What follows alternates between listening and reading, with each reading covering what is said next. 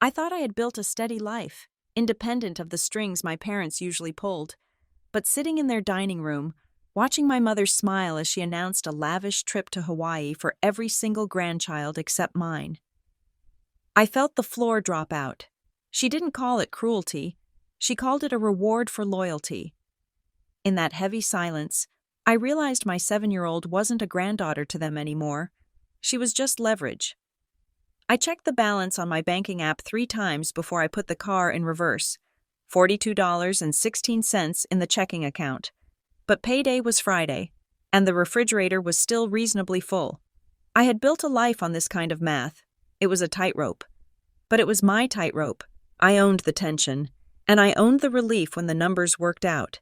At 33 years old, I had managed to carve out a stable existence for myself and my daughter, Sophie, without asking my parents for a single bailout in 4 years. I felt a specific, hard-won pride about that. In the Bennett family, money was never just currency, it was a conversation starter, a weapon, and a leash, usually all at the same time. Then my phone buzzed against the center console. The screen lit up with the name, Marlene Bennett. My mother. I let it ring twice before answering.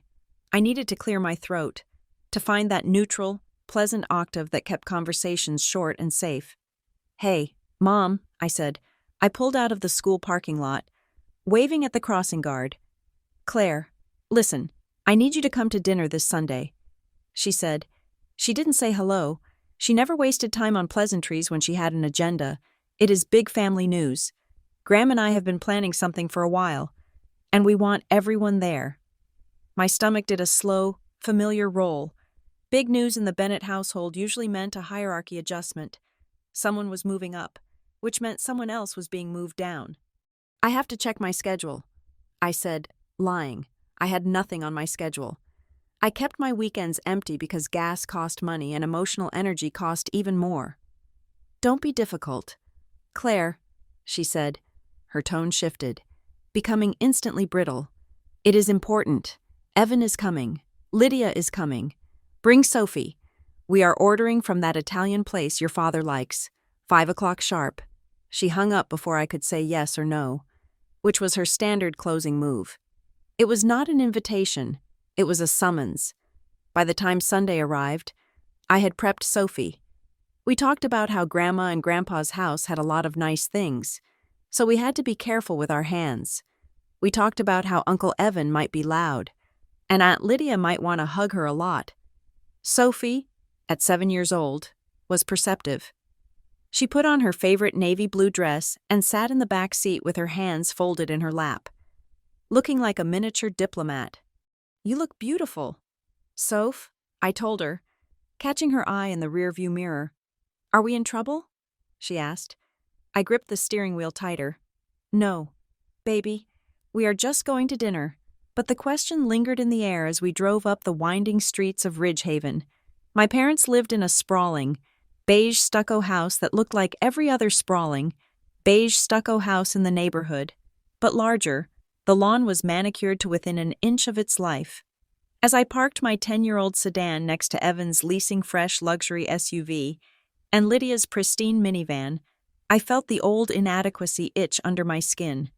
We walked inside. The house smelled of lemon polish and roasting garlic. My father, Graham, was in the living room, holding a glass of scotch. He nodded at me, a gesture that cost him nothing and offered less. "Hello, Claire," he said. "Sophie." "Hi, Grandpa," Sophie said, stepping behind my leg. Evan was already holding court in the kitchen, his voice booming about his latest promotion, while his wife, Jessica, nodded vigorously, as if his salary increase was a personal victory for her listening skills. Lydia was setting the table, her movements quick and nervous. When she saw me, she offered a tight, sympathetic smile that vanished as soon as our mother walked in. Marlene Bennett was wearing white. She always wore white when she wanted to project authority, daring the world to spill something on her. "Good. Everyone is here," she said, clapping her hands together. "Let us sit. We have things to discuss before the food gets cold." We sat. The dining room table was set with the good china. the stuff we were not allowed to touch growing up. Sophie sat next to me, her legs swinging underneath the chair, too short to reach the rug. I cut her lasagna into small, manageable squares and kept my eyes on my plate. "So," Evan said, leaning back in his chair. He looked like a softer, younger version of our father, already confident that the world would bend to his comfort. "What is the big news?" "Mom? You have been hinting at this for weeks." Marlene exchanged a look with Graham. It was a look of shared smugness, the kind of look people exchange when they know a secret that makes them powerful. "Your father and I have been thinking about the future." Marlene started. She took a sip of her wine. "We have been thinking about the legacy we want to leave, and the memories we want to create while we are still healthy and active." Graham cleared his throat. "We decided we are done with material gifts. No more toys that get broken. No more checks that get swallowed up by bills. We want to give experiences." I kept chewing, but the food tasted like cardboard. I knew this speech. It was the preamble to a performance. "So," Marlene said, beaming, "we are taking all the grandkids to Hawaii." The table erupted. Jessica gasped. Lydia put her hand over her mouth. Evan let out a low whistle. "Hawaii?" Evan asked. "Seriously?" "Kealani Cove, on Maui," Graham confirmed, looking pleased with himself. 2 weeks, snorkeling, luau's, the works. We rented a private villa compound. Sophie looked up at me, her eyes wide. "Hawaii?" she whispered, "like Lilo and Stitch?" I felt a smile tug at my mouth. "Yes, baby, just like that." For a moment. The room was full of noise. Lydia was asking about dates. Jessica was talking about sunscreen brands. Marlene was basking in the adoration, nodding benevolently as her family praised her generosity. Then, Marlene raised a hand. The table went quiet. "There is one caveat," she said. Her eyes slid over Evan, past Lydia, and landed squarely on me. The silence that followed was different. It was not the silence of anticipation. It was the silence of a guillotine blade hovering at the top of the track. "We are taking the grandkids," Marlene said, her voice steady and matter-of-fact. "But we have decided that Sophie will not be joining us on this trip." The sentence hung there, suspended in the garlic-scented air. I blinked. I heard the words, but my brain refused to arrange them into a logical pattern. I looked at Sophie. She was holding a forkful of lasagna halfway to her mouth, frozen, waiting for the rest of the sentence. I looked at Evan. He was studying the label on the wine bottle. I looked at Lydia. She was staring intently at her napkin. Her face flushed a deep, miserable red. I put my fork down. The clink against the china sounded like a gunshot. "I do not understand." I said. My voice was calm. It was the voice I used when a client screamed at me over a billing error. "You said you are taking all the grandkids." Marlene sighed, a sound that suggested I was already exhausting her. "We are taking the cousins, the children who are part of the core family unit we are trying to nurture. Sophie is your granddaughter." I said, "She is part of this family." Graham leaned forward, placing his heavy forearms on the table. "It is not about biology, Claire. It is about harmony." "Harmony," I repeated. "Look," Marlene said. She picked up her wineglass, swirling the red liquid. "This trip is a reward. It is a reward for loyalty. It is for the families who have prioritized us, who have made an effort to be part of the Bennett ecosystem without constant friction." I felt a coldness spread from my chest to my fingertips. Friction. That was their word for boundaries. That was their word for the time I refused to let them redecorate my apartment. That was their word for the Christmas I spent with Sophie's father before the divorce was final. "So because I have boundaries, you are punishing a 7-year-old? I asked. "Do not twist this," Graham snapped. "You always make everything complicated." "Claire, this is exactly what we are talking about. You take a generous gesture, and you find the victimhood in it." "I am not the victim," I said, keeping my voice low. "I am an adult. Sophie is a child. She is sitting right here." Sophie had lowered her fork. She looked from me to Marlene to Graham. She didn't cry. She just shrank. She made herself smaller in the chair. pulling her elbows in, trying to disappear. That broke me more than tears would have. Evan cleared his throat. The snorkeling is supposed to be world class at Kealani Cove. He said loudly, "Jessica, we should look into those full-face masks for the boys." "Yes," Jessica said, her voice pitchy and fast. "And the luau. We need to book that early. I heard it fills up." They were moving on. The decision had been delivered. The discomfort had been noted. And now they were bulldozing over the body. It was a masterclass in Bennett conflict resolution. Ignore the blood on the floor and pass the breadsticks. I looked at Lydia, my baby sister, the one I used to defend on the playground. She wouldn't look at me. She was nodding at Jessica, asking about SPF ratings, her eyes wide and terrified. I wanted to flip the table. I wanted to scream until the windows shattered. But I looked at Sophie. If I screamed, if I cried, if I made a scene, I would be proving them right. I would be the hysterical daughter, the unstable influence, and Sophie would remember tonight as the night Mommy went crazy, not the night her grandparents were cruel. I took a breath. It rattled in my lungs. "When is the trip?" I asked. Marlene looked surprised that I was still speaking. "June 12th to the 26th. "And you have booked the villa?" Graham nodded. "Sunaster Travel Group handled everything. Top of the line. We wanted to make sure everything was locked in before we told you." "Locked in. Rehearsed. Final." I nodded. I reached over and wiped a bit of sauce from Sophie's chin. "Okay," I said. "Okay?" Marlene asked, her eyebrows raising. "I am not going to argue with you in front of my daughter," I said. I pushed my chair back. "Come on, Sophie, we are going to head out. But we have dessert," Jessica said. A bizarre attempt at normalcy. "Tiramisu. Enjoy it," I said. I stood up. I took Sophie's hand. Her hand was small and warm and sticky. I walked her out of the dining room, through the hallway that smelled of lemon polish, and out the front door. I did not slam it. I closed it with a soft, definitive click. The walk to the car felt like marching through water. My legs were heavy. The air outside was cool, a sharp contrast to the suffocating heat of the dining room. Once we were buckled in and driving down the hill, away from the fortress of beige stucco, Sophie spoke. "Is it because I spilled juice on the rug last Christmas?" she asked. My heart shattered into 1,000 jagged pieces. I pulled the car over to the curb, right there in the shadow of a neighbor's hedges. I turned in my seat and took both of her hands. "No, Sophie, look at me. No." She looked at me, her eyes huge and wet.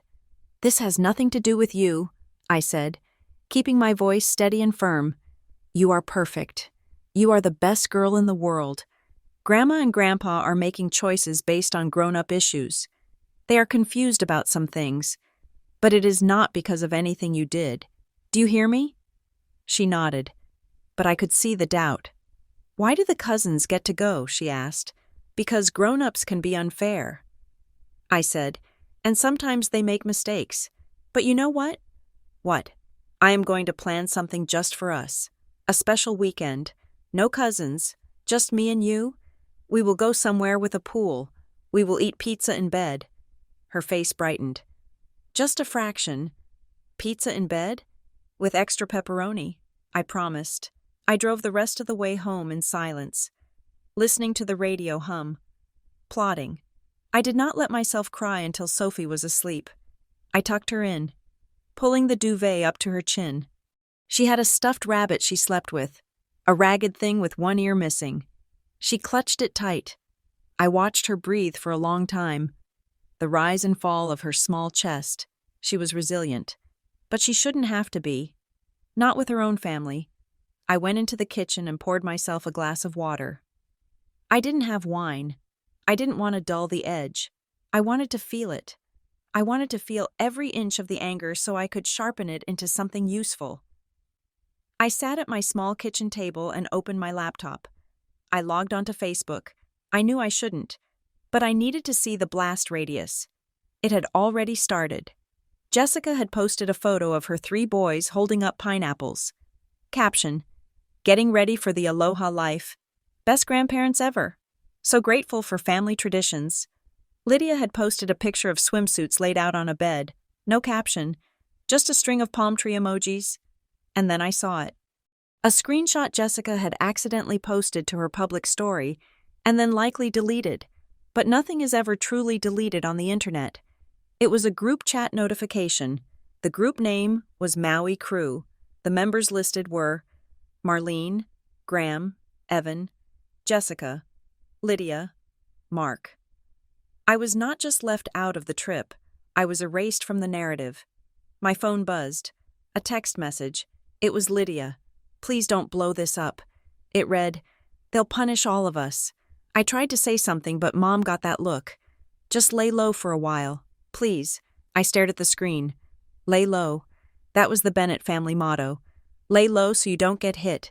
Keep your head down and maybe, just maybe, you will get a crumb of affection or a trip to Hawaii. It landed like a warning. Cold and heavy. This wasn't a spontaneous slight. It wasn't an oversight. It was a system. We were all rats in a maze. And Marlene was holding the cheese, training us which turns to take. Evan and Jessica ran the maze perfectly. Lydia cowered in the corners, and I had stopped running. So I was being starved out. I put the phone down. I opened a blank document on my laptop. If they wanted a war, they were going to get one, but not the kind they expected. They expected Claire the mess, Claire the loudmouth, Claire who cried and begged for fairness. They were not going to get that Claire. I typed the date at the top of the page. May 14th. Dinner at Ridgehaven. Announcement of exclusion. I started typing everything I could remember. The specific phrasing Marlene used. Reward for loyalty. The way Graham framed it. Practical decision. The name of the travel agency. Sunaster Travel Group. I went back further. I typed out the date from 3 months ago when I declined to lend Evan $500 because I needed it for Sophie's dental work. Marlene had called me selfish then. I typed out the date from last Thanksgiving when I refused to let Graham lecture me on my career choices in front of the salad bar. He had called me abrasive. I was building a timeline, I knew, with a certainty that sat deep in my bones, that they would try to gaslight me. In a month, they would say I misunderstood. They would say I was the one who refused to go. They would rewrite history because that is what they did. I needed paper trails. I minimized the document and opened my email. I needed to see if I had any old correspondence from Sunaster. Maybe they had sent a family blast I missed. I typed Bennett and travel into the search bar. Nothing recent, but an old email popped up. It was from 4 years ago.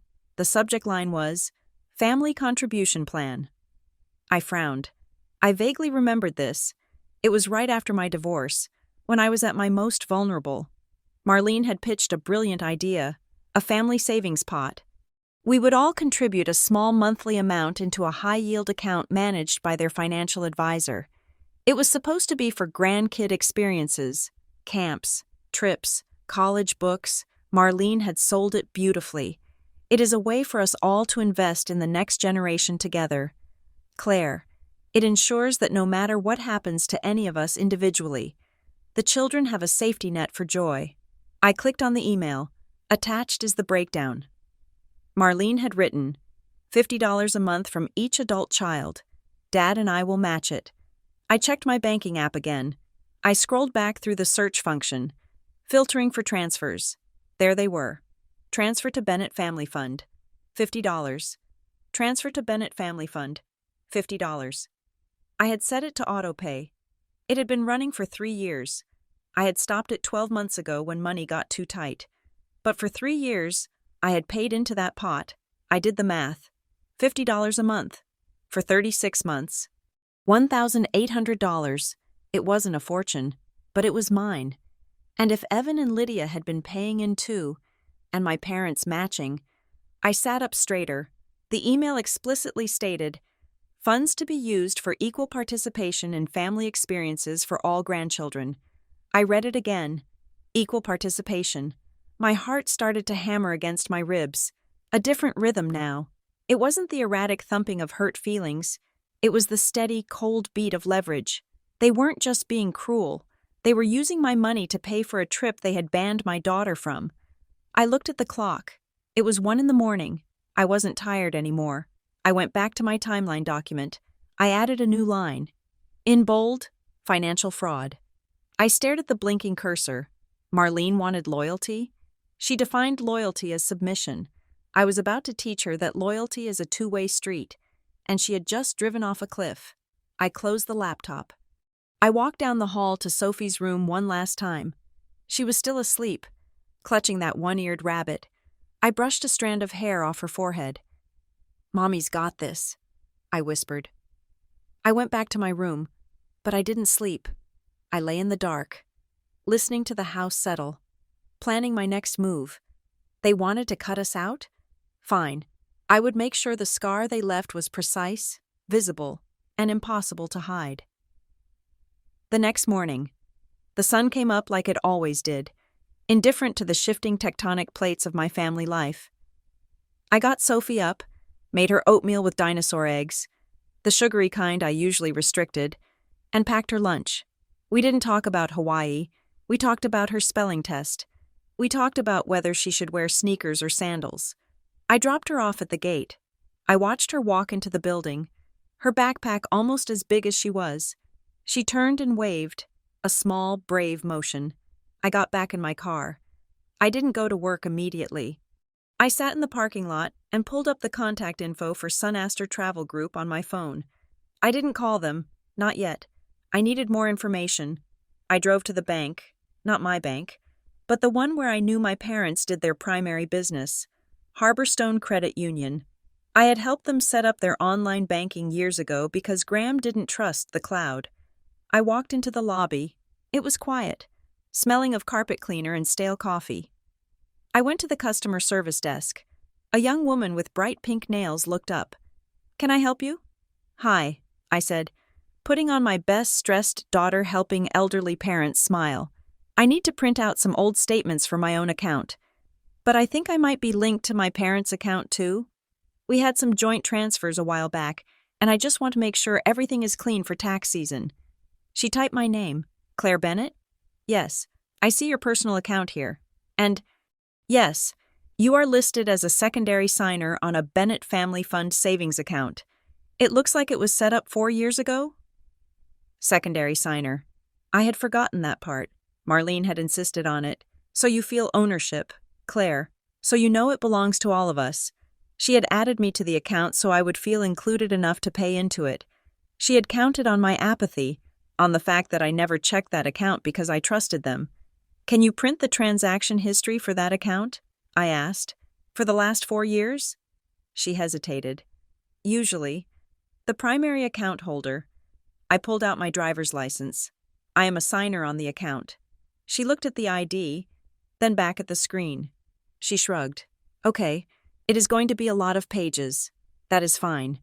I said, "I have time." The printer whirred. It was a rhythmic, grinding sound.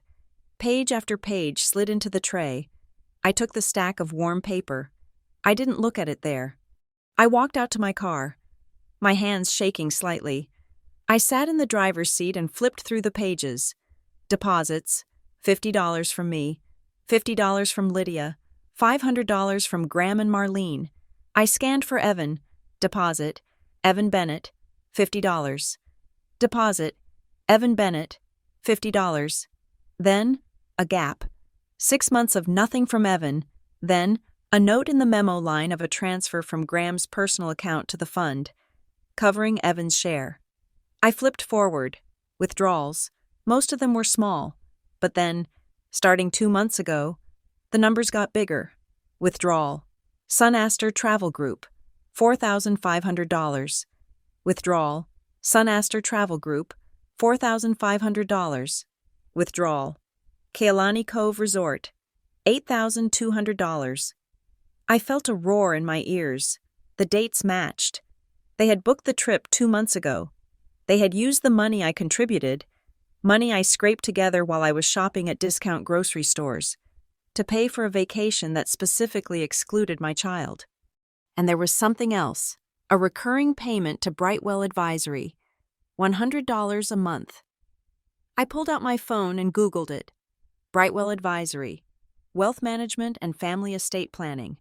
And right below it, in the smaller text, specializing in retirement security and legacy reputation management. Reputation management. I stared at the paper.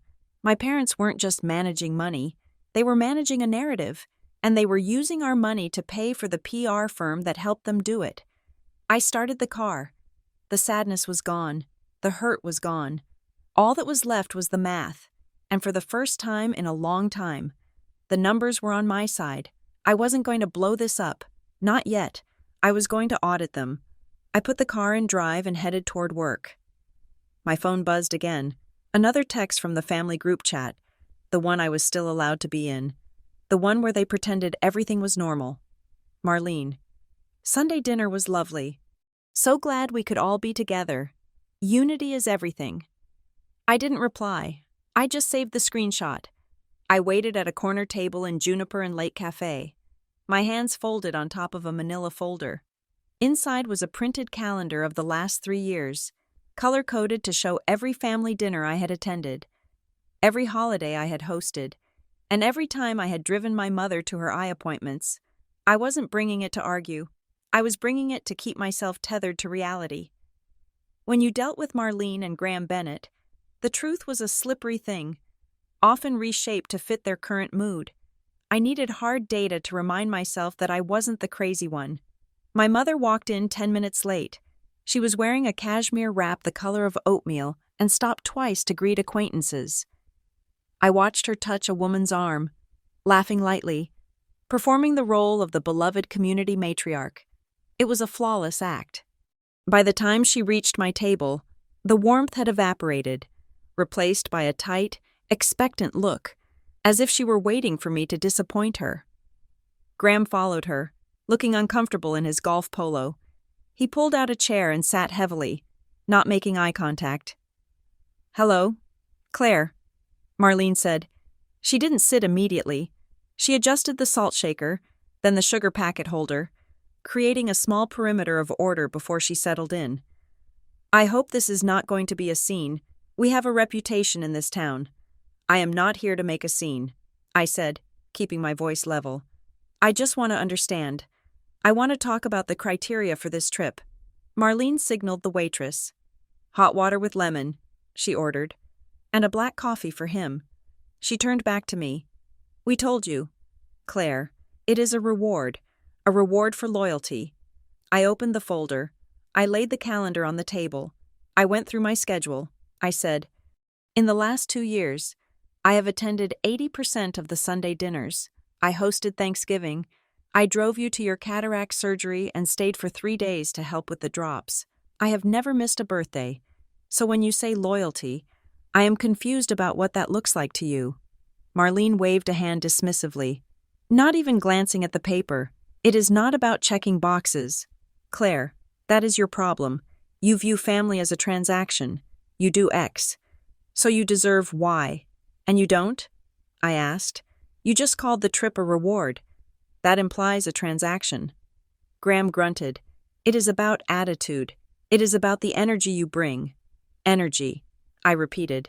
"Yes," Marlene said. "You are always so heavy. You have boundaries for everything. You say no to things. You refuse to let us pay for Sophie's piano lessons because you didn't want us to have a say in the teacher. That is rejection. Claire, you reject our help, and then you act surprised when we stop offering it. I refused because you wanted to hire a teacher who lived 40 minutes away and cost double what I could afford to maintain if you stopped paying." I said, "That is not rejection. That is practicality." Marlene sighed, looking out the window as if I were boring her. "See? This right here, this argumentative tone. This is why we can't have you in Hawaii. We want peace. We want a week where no one is dissecting our generosity." I looked at my father. "Dad, you are excluding a 7-year-old girl because you don't like my tone?"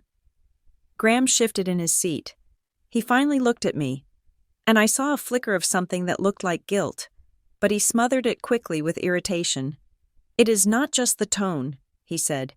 "If you want back in, if you want us to even consider finding a way to make this work for Sophie, there are conditions." I waited. "You need to apologize to Jessica." He said, I blinked. Apologize to Jessica? For what? For being rude to her 2 years ago? Graham said. At the Easter brunch, you embarrassed her. You made her feel small. I searched my memory. 2 years ago. Easter. I remembered exactly what happened. Jessica, Evan's wife, had cornered me by the buffet and asked to borrow $2,000. She had said they were a little short for their country club dues. I had told her I didn't have it, when she pressed, asking why I was being stingy since I had just gotten a tax refund. I had reminded her that she still owed me $300 for the concert tickets I had bought 6 months prior. I refused to lend her money. I said slowly, "That is what this is about?" She said you humiliated her. Marlene interjected. She said you held a grudge over a few dollars and made it clear you didn't trust family. She owed me money. I said, and I didn't have $2,000 to lend. I was barely making rent. Graham shook his head. It is always about the money with you. You count every dime. It makes people uncomfortable. Claire. It is ungracious. I felt the heat rising in my neck, but I forced it down. I pressed my palms flat against the cool laminate of the table. So, to be clear, I said, loyalty means lending money I don't have to Evan and Jessica, and because I didn't, Sophie is banned from the family vacation. Loyalty means supporting the family. Marlene corrected sharply. It means not keeping score. I looked at her. Her face was smooth, unbothered. She truly believed this. She believed that my refusal to be financially drained by my brother was a moral failing on my part. I can't apologize for that. I said, then we have nothing else to discuss. Marlene said. She stood up. She hadn't touched her hot water. We are doing this for the family. Claire, for the ones who appreciate us, maybe one day you will grow up enough to be part of that. She walked out. Graham lingered for a second, looking at the calendar still sitting on the table. You should fix this with Jessica, he muttered. It would make your mother happy. Then he followed her out. I sat there for 20 minutes. I drank the water Marlene had ordered. I watched the other patrons, wondering if they saw a daughter being disciplined or if they just saw 3 people having coffee. When I finally left the cafe, I didn't go home. I felt a need to verify my own sanity. Marlene's voice was echoing in my head. You count every dime. I drove to the library parking lot, connected to the public Wi-Fi, and pulled up the banking app on my phone again. I had the printouts from the other day, but I needed to see it on the screen. I needed to see the digital footprint of my so-called ungraciousness. I logged in. I navigated to the archived statements I had requested from Harborstone Credit Union. I filtered for the Bennett Family Fund. I looked at the transfers again. May 3 years ago. Transfer $50. June 3 years ago. Transfer $50. I scrolled through month after month. I had never missed a payment during the 3 years the plan was active for me. Even the month my car transmission blew out. I had sent the $50. I remembered eating ramen for a week to make that happen because Marlene had said it was for the grandkids' future. You view family as a transaction. The hypocrisy tasted like bile. They demanded I not count dimes when they wanted money from me, but they counted every tone infraction when it was time to give back. I needed to know more. I needed to know if I was the only one who had been played. I texted Lydia, meet me, grocery store on 4th, 10 minutes, please. She replied instantly, I only have 20 minutes. Don't tell Mom. I met her in the back of the lot, near the dumpster enclosure where the employees smoked. Lydia's minivan was idling. She unlocked the passenger door when she saw me approaching. I slid in. The car smelled of vanilla air freshener and stale French fries. Lydia looked like she hadn't slept. Her eyes were puffy. You can't tell them I'm talking to you, she said immediately. Claire, seriously, Jessica is on a warpath. She is checking my social media to see if I interact with you. She is monitoring you? I asked. Lydia, you are 31 years old. It is easier to just go along with it, Lydia said, her voice trembling. You know how they get. I took a breath. I am not here to talk about the trip. I need to ask you about the money. Lydia froze. What money? the family contribution plan. I said, the fund Mom set up 4 years ago. The one we all paid $50 a month into? Lydia looked down at her steering wheel. She started picking at a loose thread on the cover. Did you pay into it? I asked. Yeah, she whispered. Of course. It comes out of my checking account every month. Mom said it was for, shared experiences. Every month? I asked. For 4 years? Yeah. I did the math. That was $2,400 from Lydia. What about Evan? I asked. Lydia stopped picking at the thread. She didn't answer. Lydia, I said, does Evan pay? She sighed. A long, shuddering exhale. He used to, she said, in the beginning. But then, when he lost that account at work? And they bought the new house? Mom said he was having setbacks. Setbacks, I repeated. She told me that since Evan contributes in other ways, like hosting Christmas and managing the dad's golf tournament stuff, that they were waiving his financial contribution for a while, to help him get back on his feet. For how long? Lydia shrugged. I don't know. A few years? I think he paid maybe the first 6 months. I stared out the windshield at the brick wall of the grocery store. So let me get this straight. I said, I paid. You paid. Evan paid almost nothing. And now, the fund is paying for a trip for Evan, his wife, and their kids, and you, and my daughter is the only one not going. Lydia looked miserable. When you say it like that. How else can you say it? I asked. Mom says the fund isn't just money. It is an investment in the family culture. And since you opted out of the culture, I didn't opt out, I snapped. I stopped paying last year because I couldn't afford it. But I put nearly $2,000 into that pot, and now they are using my money to take Jessica to Hawaii? Lydia flinched. Please don't be loud. I lowered my voice. Who manages the money? Lydia? Do you see statements? No, she said. Mom handles it. She meets with that advisor guy. Mr. Sterling? No, that's not it. Brightwell. The firm is Brightwell Advisory. Brightwell, I said, confirming what I had found on the bank statement. She says they help retirees organize family budgets. Lydia said, she says it is very sophisticated. I looked at my sister. She was a mother of 2, a college graduate, and yet she was terrified to ask where her own money was going. Lydia, I said softly, they are stealing from us. No, she said quickly. No, Claire, it is just complicated. It is not complicated. It is theft. I opened the door. I have to go, Lydia said. I have to pick up the boys. She looked at me, her eyes pleading. Just apologize to Jessica, okay? Just say the words. It doesn't have to be true. Just say them so we can all be normal again. I got out of the car. There is nothing normal about this. Lyd. I watched her drive away, her brake lights flashing as she rushed back to the safety of her submission. I sat in my own car and searched for Brightwell Advisory on my phone again. I found the number. I dialed. Brightwell Advisory. This is Cheryl speaking. Hi, I said. My name is Claire Bennett. My parents, Graham and Marlene Bennett, are clients of yours. I am calling regarding a family fund that I have been contributing to. There was a pause. The typing sound in the background stopped. One moment, please.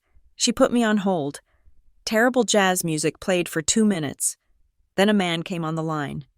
His voice was smooth, polished, and completely impenetrable. Ms. Bennett, this is David. I am an associate here. How can I help you? I want to inquire about the structure of the Bennett Family Fund. I said, I have been making deposits into an account managed by your firm, allegedly for the benefit of all grandchildren. I would like to know the current balance and the beneficiary designations. I see, David said. And are you a named account holder on the Brightwell portfolio? I am a contributor, I said, and my name is on the bank account that feeds the fund. I understand, he said. However, our client agreement is with Graham and Marlene Bennett, due to privacy regulations and our fiduciary duty to our clients. I cannot discuss the details of their portfolio with any third party. I am not a third party. I said, I am a contributor. I have paid nearly $2,000 into that fund. Ms. Bennett, If you have a dispute regarding personal loans or gifts to your parents, that is a family matter, as far as Brightwell is concerned. The funds in our management belong to our clients. We take instruction only from them. But the money, I am afraid I have to terminate this call. Ms. Bennett, have a good day. Click. I stared at the phone. Personal loans or gifts, that was how they had framed it. My contributions weren't investments, they were gifts. Once the money hit their account, it was theirs, and if they wanted to use it to buy Mai Tais for Jessica, they could. I drove to pick up Sophie from school. My hands were gripping the wheel so hard my knuckles were white. The school pickup line was a slow crawl of SUVs and sedans. I pulled up to the curb. Sophie climbed in, tossing her backpack on the floor. "Hi, Mommy?" she chirped. "We learned about volcanoes today." "Volcanoes," I said, forcing a smile. "That is exciting. Did you know Hawaii has volcanoes?" she asked. My chest tightened. Yes, baby, I knew that.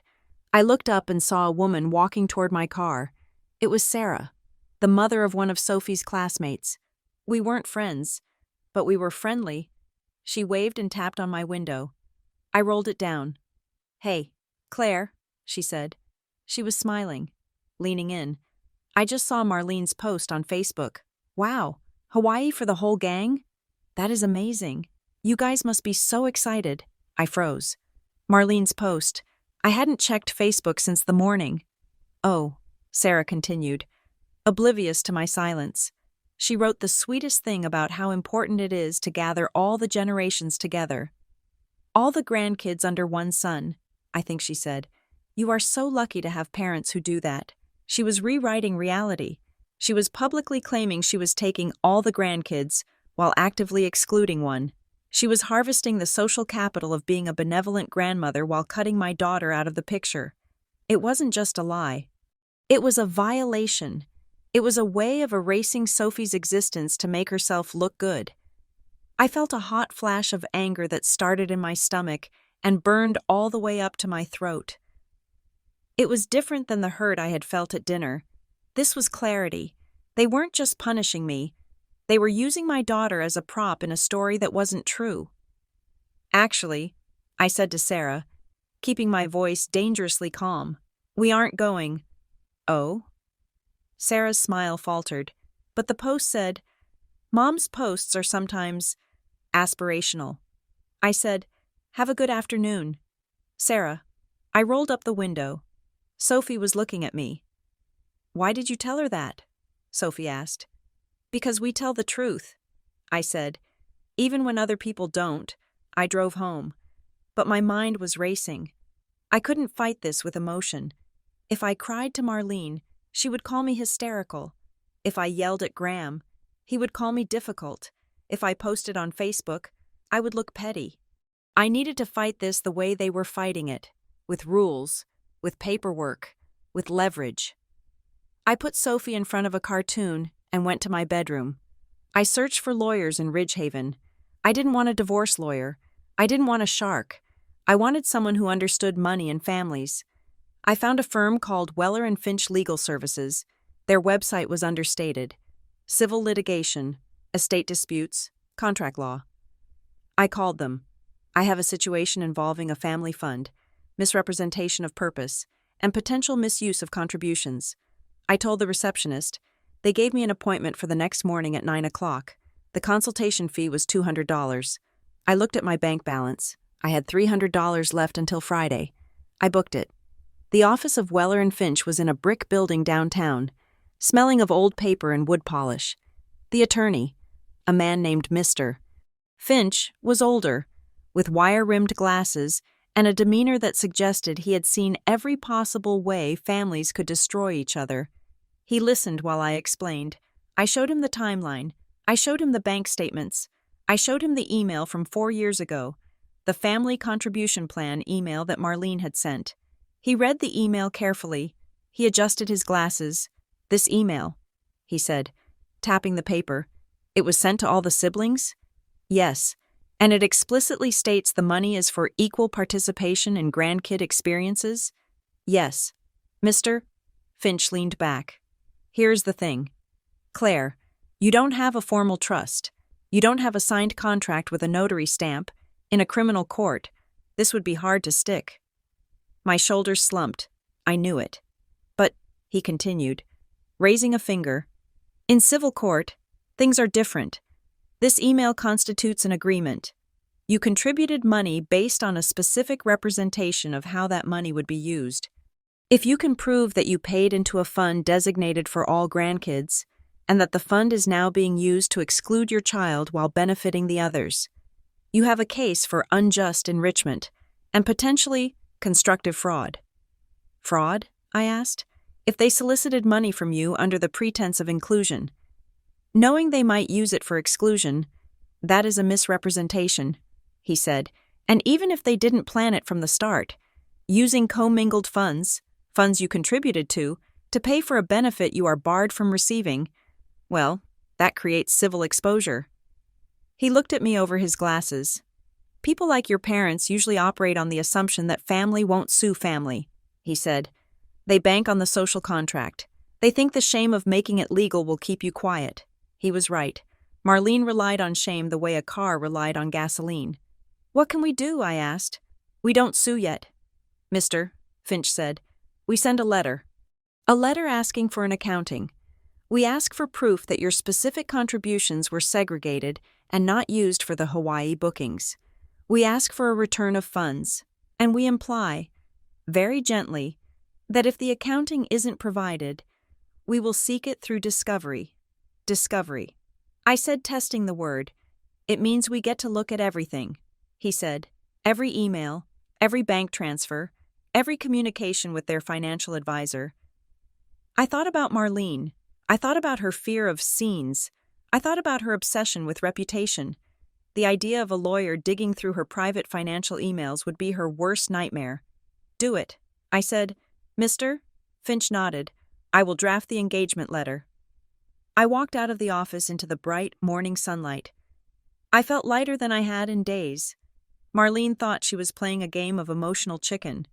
She thought she could starve me out of the family until I crawled back and apologized to Jessica. She didn't realize that by bringing money into it, she had changed the rules. She wasn't the matriarch anymore. She was a vendor who had failed to deliver the goods I had paid for, and I was asking for a refund. The investigation began not with a bang, but with a text message sent from my kitchen counter at 6 a.m. I had my coffee, black, and my laptop open to a fresh spreadsheet. I had named the file simply, The Audit. I started with the low-hanging fruit. I messaged Evan and Lydia separately. Hey, I wrote to both of them. I am trying to sort out my tax records for the last few years. Do either of you have copies of the emails Mom sent about the family fund? Or screenshots of your Venmo transfers? My bank app is being glitchy with the descriptions. It was a lie, but a necessary one. I needed to see if their paper trail matched mine. Lydia responded within minutes, which told me she was awake and anxious. I think so. She wrote, let me check. 10 minutes later, my phone buzzed with 5 screenshots. They were Venmo transaction receipts. 2, Marlene Bennett. 4, Family Fund/Kids Future. Amount, $50. There was a note attached to her text. I am sorry. Claire, I feel sick about all of this. Please be careful. I looked at the timestamps on her screenshots. They matched mine perfectly. Same day of the month, same amount. Lydia had been paying for inclusion just like I had. Then I checked Evan's thread. He hadn't replied. I waited an hour. I saw the 3 dancing dots appear, then disappear. He was typing, deleting, retyping. Finally, a message came through. Why are you digging into this? Evan wrote. Stop trying to count other people's money just because you are jealous. Mom and Dad are generous to people who appreciate them. Maybe focus on that instead of tax records. I stared at the screen. Jealous. That was the shield he used. If I asked for accountability, I was jealous. If I asked for fairness, I was petty. It was a perfect defense mechanism because it required no logic, only character assassination. I didn't reply to him. His refusal was data in itself. It confirmed that he knew the arrangement was unequal. He knew he hadn't paid his share. And he knew my share was being used to subsidize his vacation.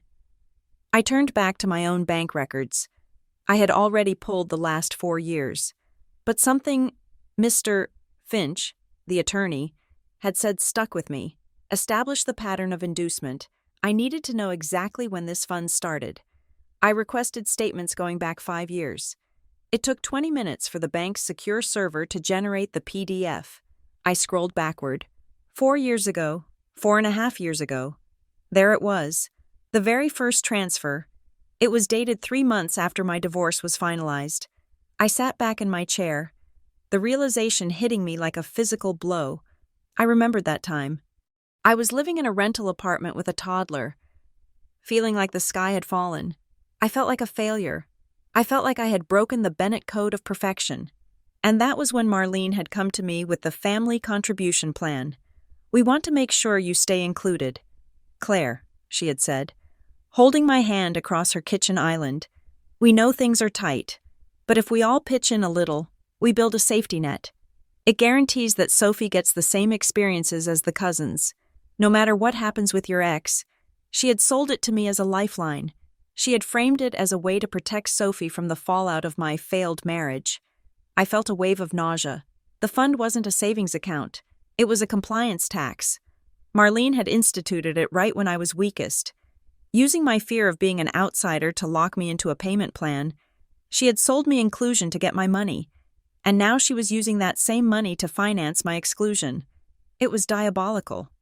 And the worst part was, I had thanked her for it. I had thanked her for letting me pay $50 a month to secure a spot in a family that was now actively erasing me. I closed the laptop. I couldn't look at the numbers anymore. I had to get ready. It was Saturday, and despite the Cold War, I had a social obligation. Evan's middle son, Tyler, was turning 8. The party was at Maplebrook Playhouse, a sprawling indoor complex of bounce houses and arcade games that smelled of pepperoni pizza and sanitized gym mats. I debated not going, but Sophie had been invited, and Tyler was her cousin. I refused to let the adults' toxicity bleed into the kids' relationships if I could help it. Sophie wanted to give Tyler his Lego set. So we went. The noise inside Maplebrook was deafening. It was a cacophony of bells, electronic jingles, and screaming children. I held Sophie's hand as we navigated through the crowd to the private party room in the back. Marlene was there, of course. She was holding court at the head of the pizza table, wearing a floral blouse that looked too expensive for a room full of greasy fingers. When she saw me, her smile didn't waver, but her eyes went flat. "Hello?" "Claire," she said, pitching her voice to be heard over the din. "I am so glad you decided to come. We were worried you might sit this one out." I smiled back. A tight, grim expression. Tyler is my nephew. I wouldn't miss it. Sophie ran off to join the cousins in the bounce castle. I stood near the wall, holding my purse against my chest like a shield. Evan walked past me carrying a pitcher of soda. He didn't look at me. He just maneuvered around me as if I were a piece of furniture placed inconveniently in the hallway. I found a spot near the drink station and tried to look invisible. I watched Sophie. She was laughing, bouncing up and down with Lydia's daughter. For a moment, everything looked normal. Then I heard voices from the other side of the partition. The party room was divided from the main hall by a half wall, and 2 women were standing just on the other side. It was Jessica, Evan's wife, and one of her friends. "I can't believe you guys are doing the full villa." The friend was saying, "That is going to be insane. It is a dream," Jessica said. Her voice was high and breathy. "Graham and Marlene really wanted to spoil us. They said it is important to invest in the people who actually show up for the family." I stiffened. "What about the sister?" the friend asked. "The one with the little girl?" Jessica laughed. It was a sharp, unkind sound. "Claire? No, she is not coming." "Drama?" "Always." Jessica said, "Honestly, it is a relief. She brings the mood down.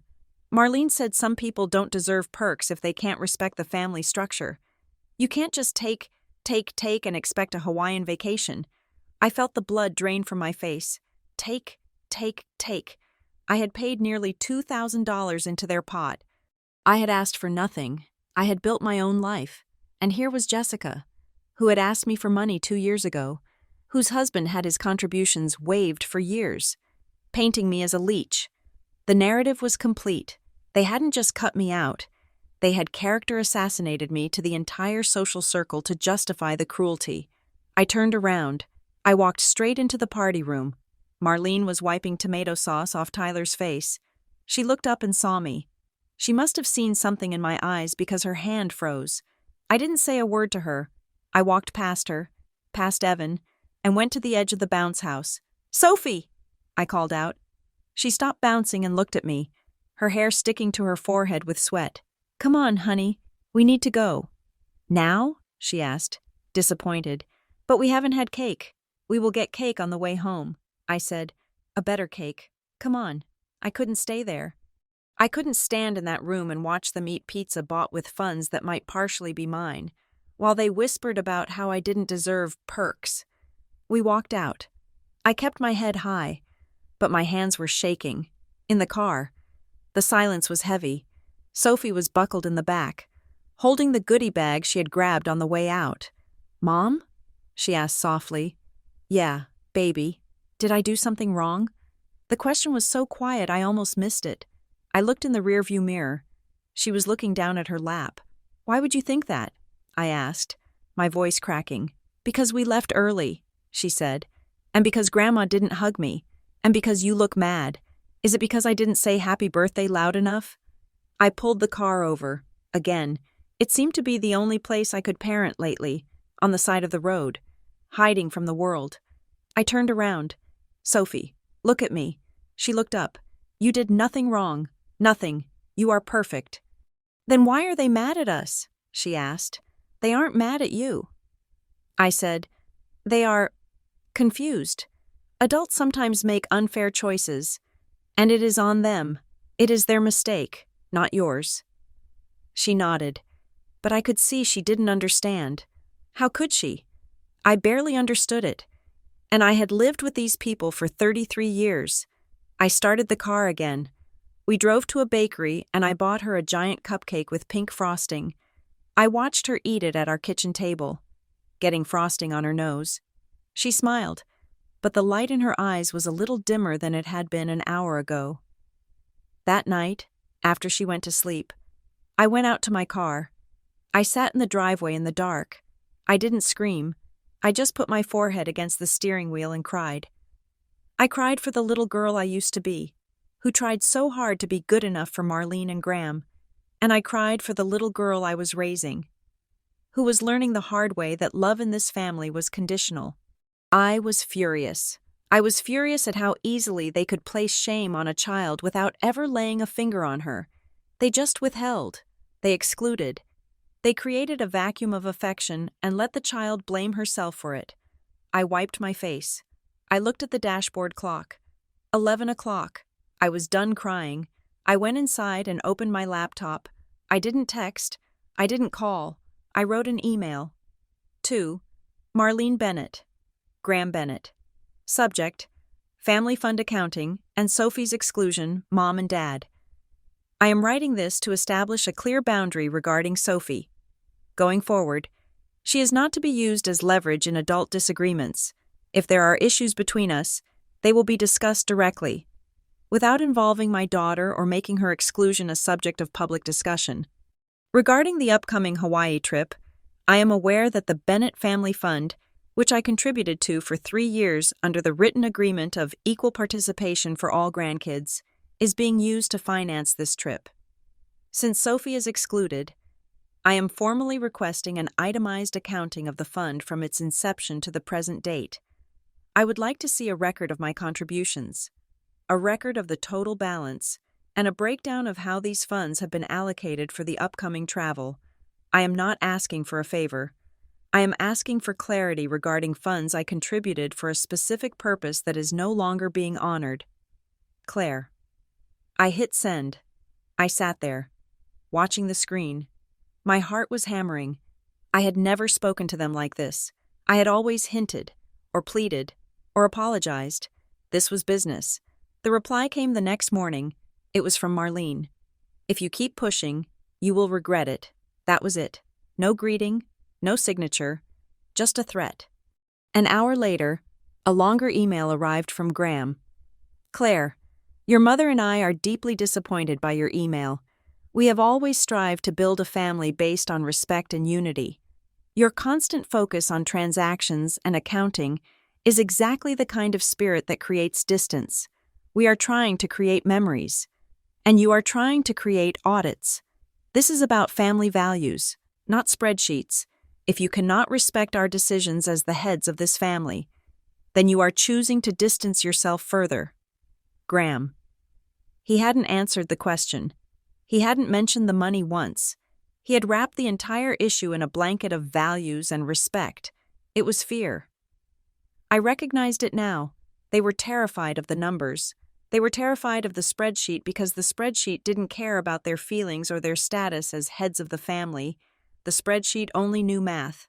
I forwarded both emails to Mr. Finch.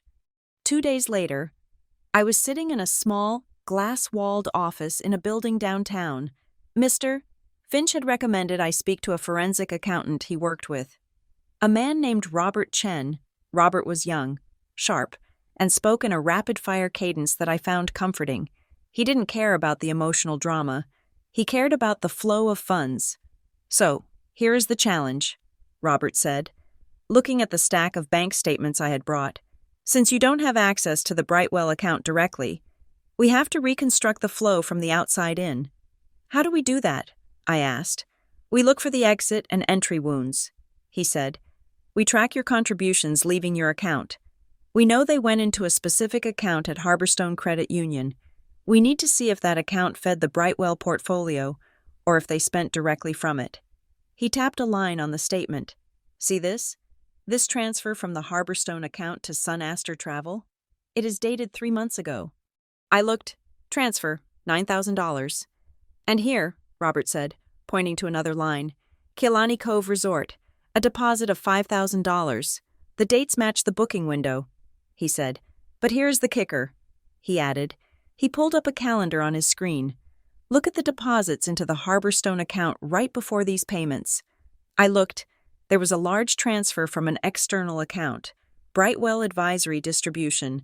They moved money from the investment portfolio into the checking account, and then immediately paid the travel agency. Robert said, And that portfolio contains my money? I asked. If they commingled your monthly $50 into that pot. Then yes, Robert said. Money is fungible, Claire. Once it is mixed, you can't say, this dollar bill paid for the flight and that dollar bill paid for the groceries. But if you contributed to a pot, and that pot paid for the trip, you subsidized the trip. He looked at me. And if they solicited that money for all grandkids, and then used it for a trip that excluded one, that is a breach. It is a misappropriation of funds. I felt a grim satisfaction. It wasn't just a theory anymore. It was math. But then came the piece of the puzzle I wasn't expecting. I was walking back to my car after the meeting when my phone rang. It was Lydia. I almost didn't answer. I was tired of her fear, but I picked up. Hello? Claire, she whispered. She sounded like she was crying. I can't take it anymore. What is wrong? Mom sent me an email. She said, she told me that if I keep talking to you, they are going to cut off my childcare help. She knows I can't afford after-school care for the boys. I gripped the phone. That is blackmail. Lydia. I know. She sobbed. But that is not even the worst part. Claire, there is something I didn't tell you. What? Last year? She said, her voice shaking. Mom made us sign something. Sign what? A paper. She called it a family agreement. It was basically a pledge. It said that we agree to keep family matters private and not to discuss financial arrangements with outsiders. Outsiders? I asked. She meant you, Lydia said. She didn't name you, but she meant you, and anyone else who might judge them. She said she was worried you might try to humiliate the family if you found out about how they move money around. I stopped walking. I was standing in the middle of the sidewalk. You signed a non-disclosure agreement? To be in your own family? I had to. Lydia cried. She said if I didn't sign it, they wouldn't help with the boys' tuition anymore. I was scared. Claire, I felt a cold clarity wash over me. This wasn't just a dysfunctional family. This was a racketeering operation. Marlene was running a pay-to-play scheme where loyalty was the currency and silence was the contract. Send me a copy of that agreement. Lydia, I said, I can't. She will kill me. Lydia, I said firmly, if you send it to me, I can help you. If you don't, you are going to be trapped forever. Do you want your boys to grow up learning that love is something you buy with silence? There was a long silence on the other end. Then, a small voice. I will take a picture of it when I go over there tomorrow. It is in the file cabinet in the den. Thank you. I hung up. I stood there for a moment, letting the pieces click into place. The exclusion from Hawaii wasn't just a punishment, it was a stress test. Marlene was testing the integrity of her system.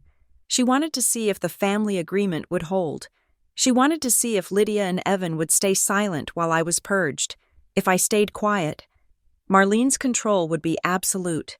She would know she could do anything, cut anyone off, exclude any child, and no one would say a word. If I screamed and cried, she would win too. She would paint me as the unstable, jealous daughter, proving to everyone that I deserved to be an outsider. I needed a third option. I needed to expose the system without blowing up the family in a way that hurt Sophie. I needed a controlled demolition. I got back in my car and picked up the file folder Robert had given me. On the back page, he had printed out some background info on Brightwell Advisory.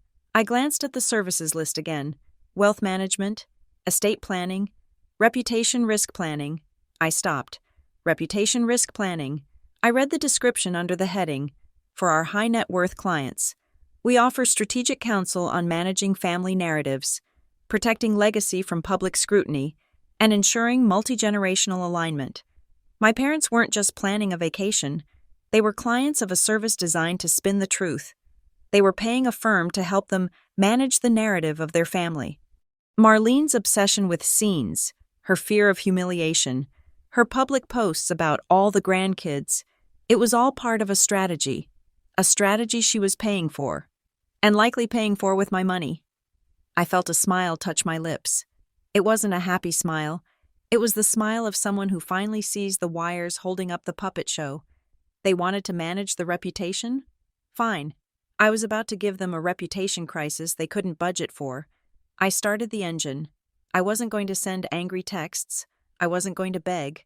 I was going to call a meeting, a board meeting, and I was going to bring the minutes. The drive to Cedar Hollow felt different than any other drive I had made to my sister's house.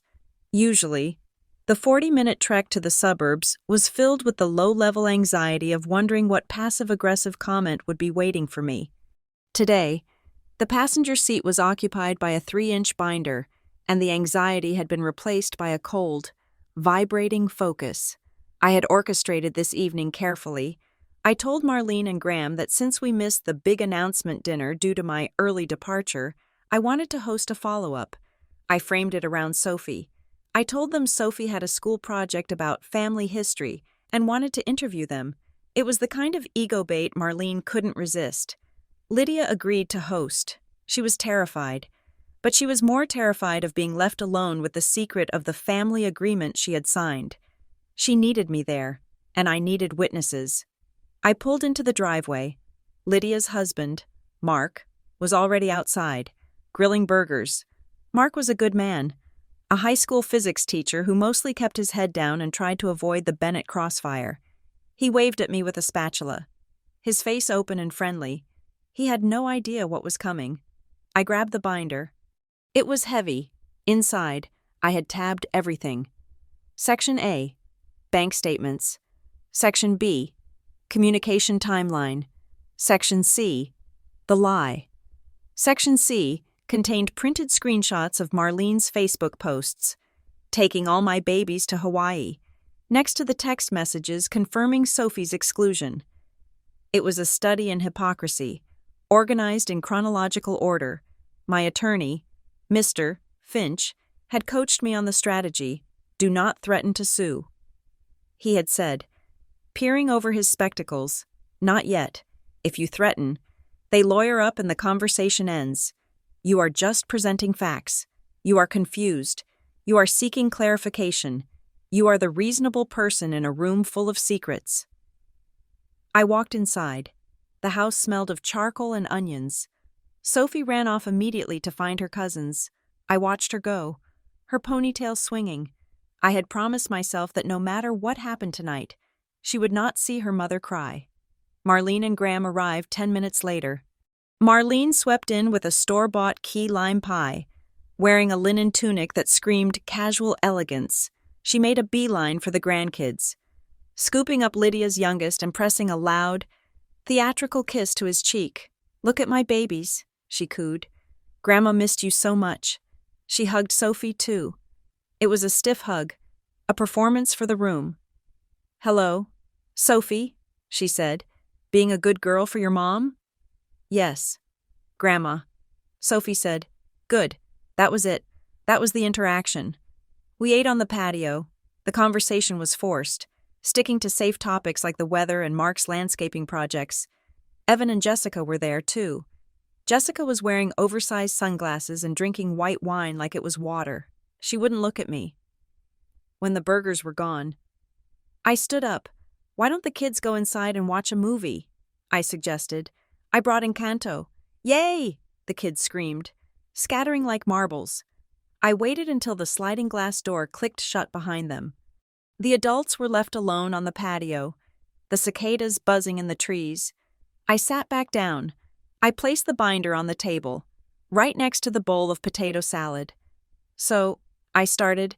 My voice was steady. "I wanted to talk about the trip and the fund." The air in the circle changed instantly. Marlene's smile vanished. Graham put his fork down. "Claire," Graham said, a warning in his tone. "We are having a nice evening. Let us not spoil it. I'm not trying to spoil anything." "Dad," I said, "but there seems to be a disconnect. You told the world you are taking all the grandkids. You told me Sophie is excluded. And I have discovered that the money paying for this trip, the money in the Bennett Family Fund, includes contributions I made for 3 years. Marlene laughed. It was a short, sharp sound. "Contributions," she scoffed. "Claire, please, you threw in a few dollars years ago. That hardly buys you a seat at the table now." I opened the binder. I didn't flip through it frantically. I turned the pages with slow, deliberate movements. I turned to Section A. According to my bank records, I said, I contributed $50 a month for 36 months. That is $1,800. Evan snorted. $1,800? That is what you are throwing a fit over? The villa costs $20,000 a week. Claire, your little contribution wouldn't even cover the rental car. It is not about the amount, I said, looking at Evan. It is about the agreement. Mom sold this fund to us as a way to ensure equal experiences for all the grandkids. That was the promise. I paid into it. Sophie is a grandkid. So why is my money being used to pay for a trip she is banned from? Evan slammed his hand on the table. The silverware rattled. My God, you are exhausting, he shouted. You are always trying to steal their joy. Mom and Dad work hard. They want to do something nice for the family. And you have to turn it into a forensic audit because you are jealous. I looked at him. His face was red. He was projecting so hard he was practically vibrating. This isn't about joy. Evan, I said, and I am not jealous. I am protective. You are using my child as a punishment for me. And you are using my money without my consent. That is not family. That is theft. Theft, Marlene shrieked. How dare you? Graham held up a hand. Everyone stop. He looked at me. He tried to soften his face, to put on the reasonable dad mask. Claire, he said, look, maybe there was a miscommunication. We know you are hurt. We don't want Sophie to miss out on Hawaii. I waited. So, here is what we can do, Graham said. He looked at Marlene, then back at me. We will take Sophie. She can come with us.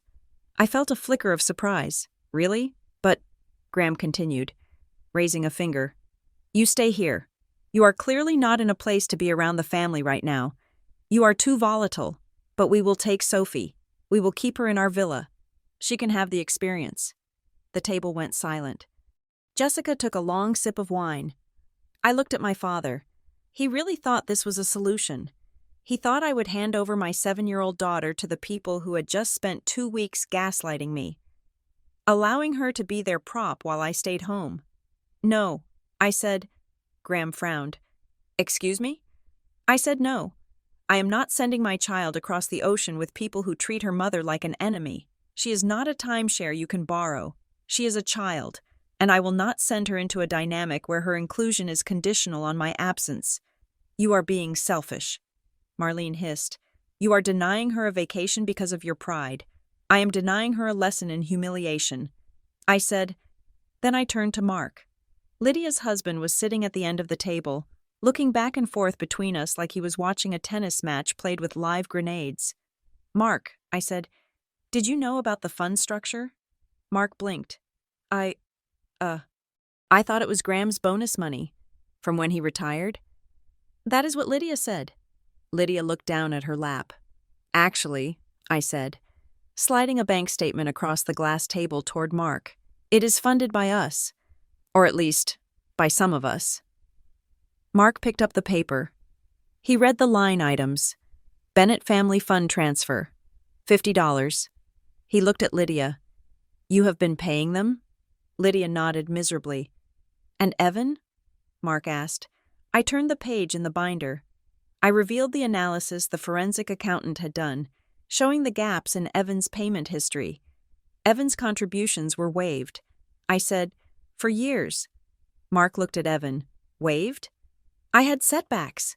Evan yelled. I lost the account. You bought a boat. Mark said quietly. 2 years ago, you bought a boat. Evan, and I have been paying $50 a month for your parents to take you to Hawaii? The dynamic in the room shifted. It wasn't just me against them anymore. The neutral party had just realized he was a victim too. Marlene sensed the shift. She pivoted instantly. She looked at me, her eyes filling with tears that looked impressively real. We helped you. Claire, she said, her voice trembling. After your divorce, we set this fund up to help you. We wanted to make sure you didn't feel poor. And this is how you repay us? By counting pennies? I felt the old guilt flare up, the instinct to apologize. But then I looked at the binder. I looked at the hard evidence of their manipulation. I took a breath. Help isn't help if it is a leash. Mom. The line landed in the center of the table like a stone. Even Evan paused. Jessica lowered her wine glass. You don't get to hold a kindness over my head for 5 years and use it to justify cruelty today. I said, that is not love. That is leverage. Marlene's face hardened. The tears evaporated. I looked around the table. I wanted to know the scope of the conspiracy. I have a question. I said, and I want an honest answer. Did you know Sophie was excluded before the trip was booked? I looked at Lydia. Yes, she whispered. I looked at Evan. It wasn't my call, he muttered, looking away. I looked at Jessica. She scoffed. It is not my decision. Claire, I just go where I'm invited. But you knew. I said, I saw your texts in the group chat. You knew Sophie wasn't invited, and you were discussing luau outfits. Jessica glared at me. So what? You are difficult. Everyone knows it. Why should my kids suffer because you can't get along with anyone? Because the money used to pay for your kids came from the aunt they are taught to disrespect. I said. I stood up. I reached into the back of the binder. There is one more thing, I said. I pulled out the screenshot Lydia had sent me. The family agreement. I placed it in the center of the table. Marlene, I said, you made Lydia and Evan sign a pledge to keep family finances secret. You threatened to cut off childcare if they talked to me. Marlene's eyes went wide. She stared at the paper. It was a picture of a document with Lydia's signature at the bottom. Who gave you that? Marlene demanded. Her voice was unrecognizable. A guttural snap. It doesn't matter, I said. What matters is that you are running this family like a cartel. You are using money to silence your children. Marlene moved. It was a sudden, frantic jerk. She lunged across the table, her hand grabbing for the paper. Give me that, she screamed. Her arm hit the pitcher of iced tea. The pitcher tipped. Ice and amber liquid flooded across the glass table. soaking the potato salad, dripping onto Evan's lap. Evan jumped up. "Mom!" Marlene didn't care about the tea. She had the paper in her hand. She crumbled it up, her chest heaving. "You are a traitor." She spat at me. "A traitor to this family." The sliding glass door opened. "Mommy?" It was Sophie. She was standing there, holding her stuffed rabbit. Behind her, the cousins were peering out, eyes wide. "Why is Grandma yelling?" Sophie asked. The silence that followed was absolute. All the adults froze. Marlene was standing there, clutching a soggy ball of paper, tea dripping from the table onto her linen tunic. She looked deranged. The mask of the benevolent grandmother had slipped completely, and the children were staring right at the face beneath it. I moved instantly. I walked over to the door and knelt down. "Everything is okay." "Sweetie," I said, keeping my voice low and calm. "The adults are just having a big disagreement.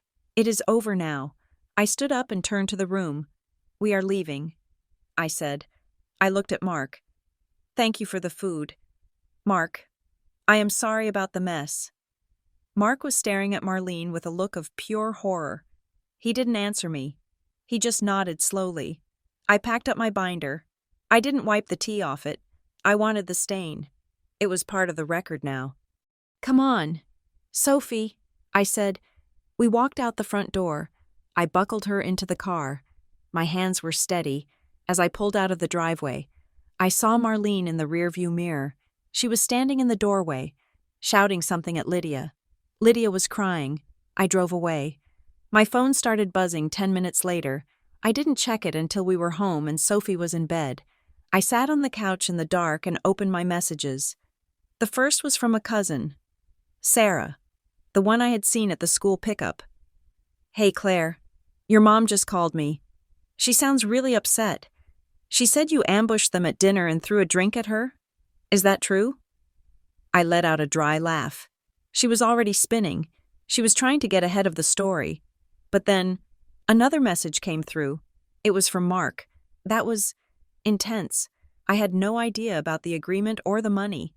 "Claire, I believed them when they said it was bonus money. I am sorry." And then, a message from Jessica. "You think you won, but you just ruined everything. Hope you're happy." I stared at the screen. I hadn't ruined everything. I had just turned on the lights, and for the first time, the roaches were scattering. Marlene was trying to spin the ambush narrative, but Mark had seen the truth. Lydia had seen the truth. Even Evan, in his denial, had seen the truth. The family agreement was exposed. The money trail was exposed. And Marlene's composure, her greatest weapon, had shattered in front of everyone. I replied to Sarah, "No, I didn't throw a drink, but I did bring bank statements. If you want to know what is actually happening with the Hawaii trip, I am happy to show you the same binder I showed them." I hit send. The fear was gone. I wasn't the daughter begging for a seat at the table anymore. I was the auditor, and I was just getting started. The email from Sophie's school arrived on a Tuesday morning, nestled between a reminder about library books and a sign-up sheet for the spring carnival. The subject line was innocuous.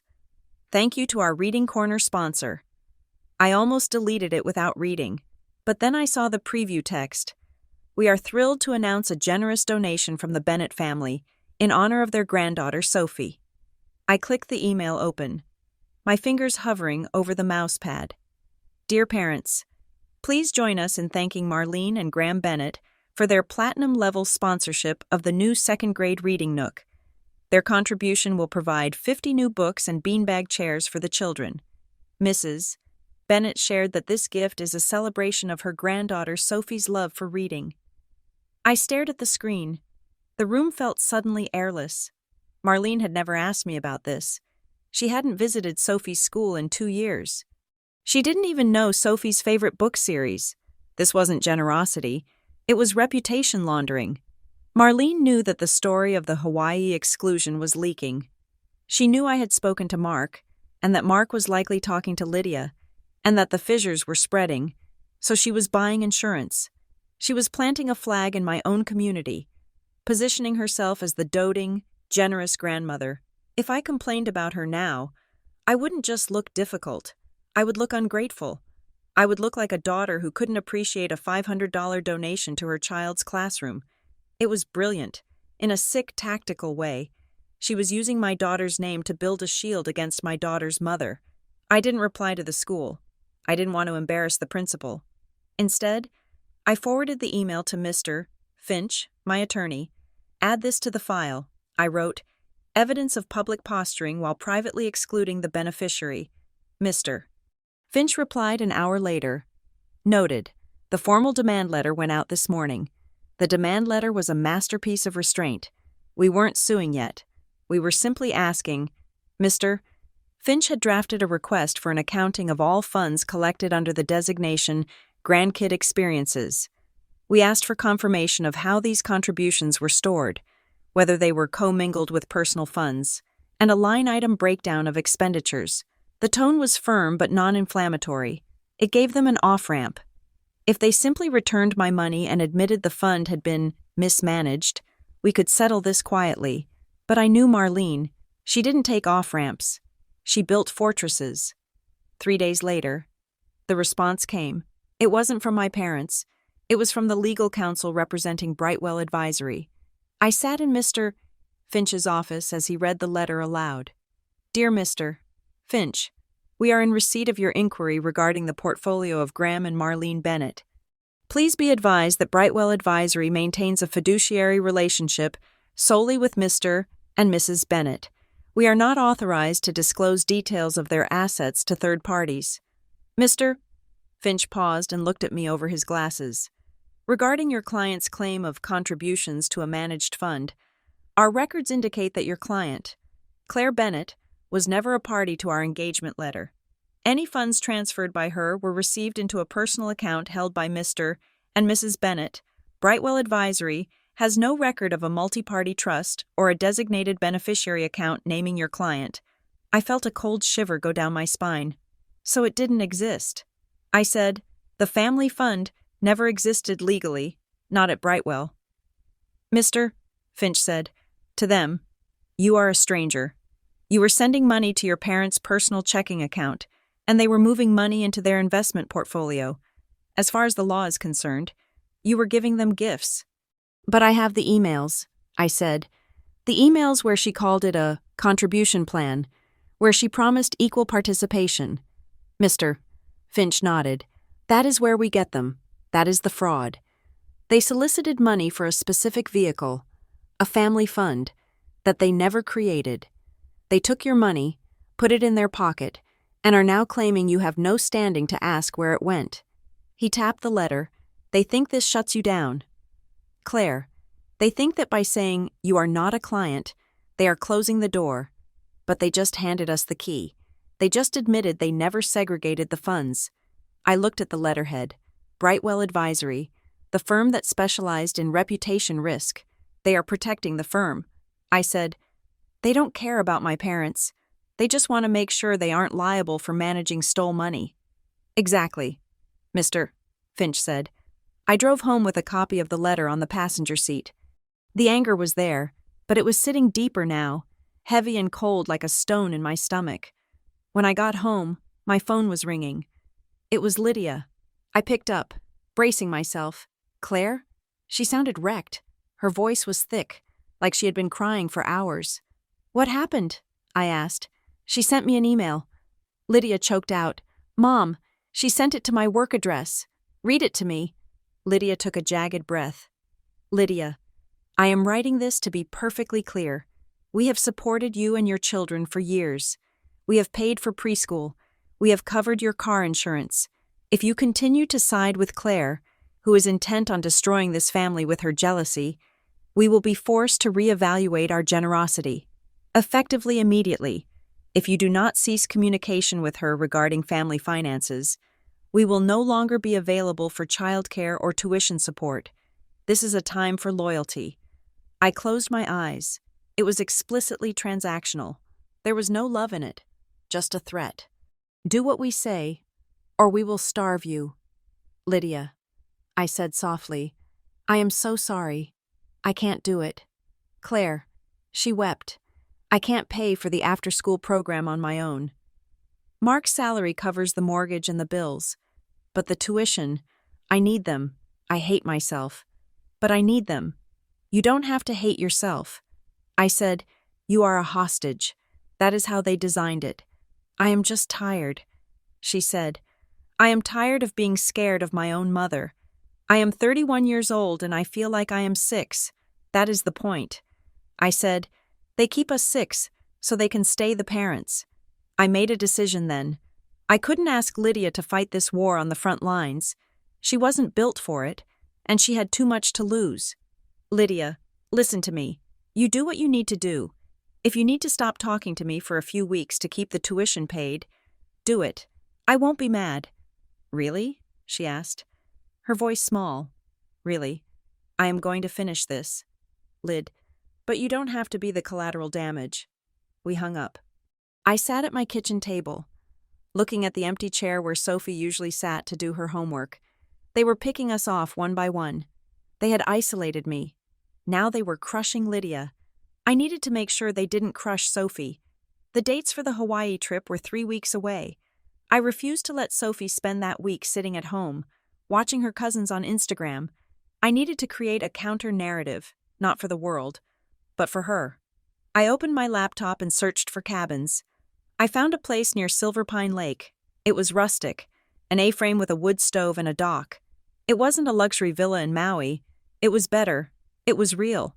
I booked it for the same week as the Hawaii trip. Then I called my friend Maya. Maya had a daughter Sophie's age, a sweet girl named Zoe. Maya knew the basics of the situation.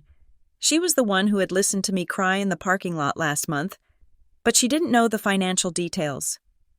Maya, I said, how would you feel about a girls' trip? Silver Pine Lake, hiking, s'mores, no reception. I am in, Maya said immediately, and I will bring the wine. I felt a weight lift. Sophie wouldn't be the left-behind kid. She would be the kid on an adventure with her best friend. I would fill that week with so much love and burnt marshmallows that she wouldn't have space to wonder why Grandma didn't want her. But the family machinery was still grinding away. That Sunday, there was a mandatory brunch for Great Aunt Miller's 80th birthday. It was neutral ground, a banquet hall at a hotel downtown. I decided to go. If I didn't show up, Marlene would tell everyone I was sulking.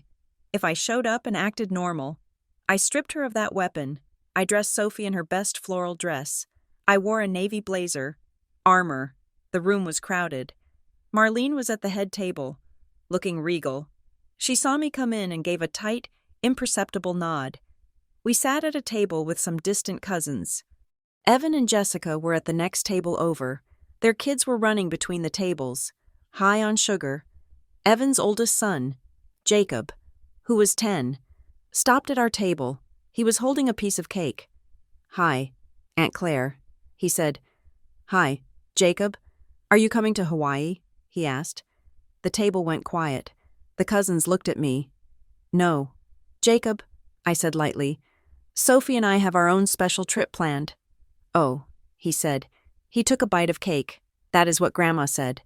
What did she say? I asked, keeping my voice casual. He shrugged. She said Sophie can't come because you don't like the family. She said you are difficult. I heard a fork clink against a plate. One of the cousins, a woman named Beth, looked down at her lap. It was a perfect trap. If I got angry at the child, I looked unstable. If I said nothing, the lie stood. I turned in my chair to face Jacob fully. I didn't smile, but I kept my face soft. Jacob, look at me. He looked up, cake crumbs on his lip. That is not true, I said. I love this family very much, and I love you. Sophie loves you. Sometimes adults have disagreements, and sometimes adults say things that aren't true because they are upset, but it is not a kid's job to explain adult choices, okay? Jacob blinked. Okay. He ran off. I looked up. Marlene was watching from the head table. She had heard, or at least, she had seen the interaction. Beth, the cousin, leaned over. She really told him that? Beth whispered. To a 10-year-old? I nodded. That is messed up. Claire, Beth said. Marlene had overplayed her hand. She thought turning the grandkids against me would isolate me. Instead, it was making the other adults uncomfortable. Weaponizing children is a tactic that eventually disgusts everyone, even the bystanders. The next day, the forensic accountant, Robert Chen, sent me an email.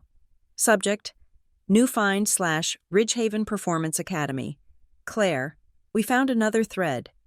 Look at the attached statement from the partial records you pulled from the credit union. There is a recurring payment of $300 a month to Ridgehaven Performance Academy. I cross-referenced it. It is an elite sports training facility. Do you have a child enrolled there? I stared at the screen. No. Sophie took gymnastics at the Y. But I knew who did go to Ridgehaven Performance Academy. Evan's son, Jacob. He was in the competitive soccer program. Evan had bragged about it last Thanksgiving. He had talked about how expensive the elite tier was. I did the math. $300 a month, $3,600 a year. The Bennett Family Fund, the pot of money that was supposed to be for grandkid experiences and equal participation, was being used to pay for Evan's son's soccer tuition. It wasn't just a savings account for a future trip. It was a slush fund for the golden child. I felt a surge of rage that was so hot it almost blinded me. I had eaten ramen noodles, I had shopped at thrift stores, I had paid my $50 a month faithfully, believing I was buying a future for my daughter, and all that time, my money was literally paying for Jacob's soccer jersey. I didn't call Marlene, I didn't call Evan, I texted Jessica. Hey Jessica, quick question. Does the family fund pay for Jacob's tuition at Ridgehaven Academy? Or is that separate? I saw the typing bubbles appear, then disappear, then appear again, then silence. She didn't answer. Her silence was a confession. She knew. She had known the whole time. She had stood there in her designer sunglasses, calling me ungrateful, while her son's extracurriculars were being subsidized by my poverty. Then I texted Mark. Mark, did you know the fund pays $300 a month to Ridgehaven Performance Academy for Jacob? Mark called me immediately. Are you serious? He asked. His voice was tight. I am looking at the transfer. Mark, I am paying for Evan's kid to play soccer? Mark asked, his voice rising. We can't even afford math tutoring for our oldest, and I am paying for Evan's kid? Did Lydia know? I asked. I don't know, Mark said. But I am going to find out. I hung up. I had lit the fuse. Mark was the dangerous one for Marlene. He was the quiet, compliant son-in-law, but he was also a man who worked hard for his money.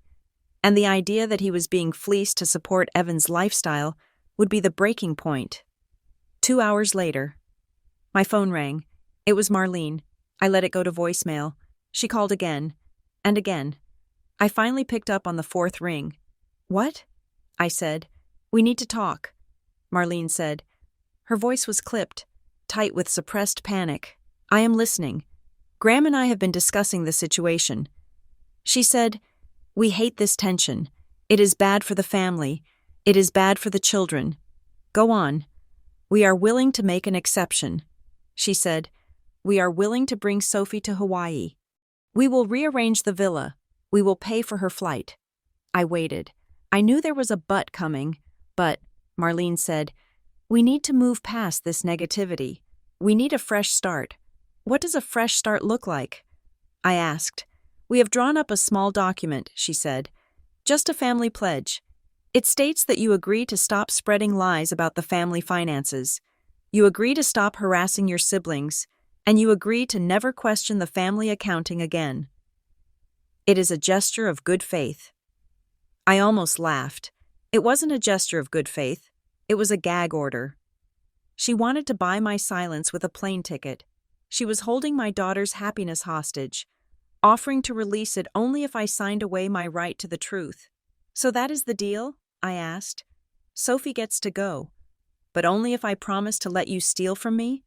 It is not stealing, Marlene snapped. It is management. We are the parents. We decide how the money is best used. You used my money to pay for Evan's soccer. I said. There was a silence on the line. A heavy, guilty silence. Jacob has potential, she said finally. We needed to support his talent. You should be happy for your nephew. I am happy for him.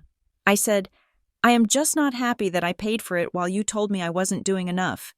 Claire, be reasonable, she said. Her voice shifted, becoming wheedling. Sophie wants to go. Do you really want to be the reason she cries? Do you want to look her in the eye and tell her she can't go to Hawaii because her mother is too proud to sign a piece of paper? The manipulation was so naked, so ugly. It took my breath away. I am not the one making her cry. Mom, I said, you are, and I will never sign that paper. You are making a mistake, she said. Her voice went cold again. You are choosing to be an outsider. I have always been an outsider. I said, I just finally stopped paying for the privilege. I hung up. My hands were shaking, but not from fear. From clarity, there was no going back. There was no fixing this. They were never going to treat me fairly. They were never going to treat Sophie fairly. They would only treat us as assets to be used or liabilities to be managed. I needed to end it. I called Mr. Finch. We are done asking. I said, I want to prepare the disclosure. The disclosure wasn't a lawsuit. It was a packet, a simple, bound document containing the bank statements, the emails, the family agreement pledge, and the letter from Brightwell denying I was a client. I wasn't going to post it on Facebook. That was Marlene's game.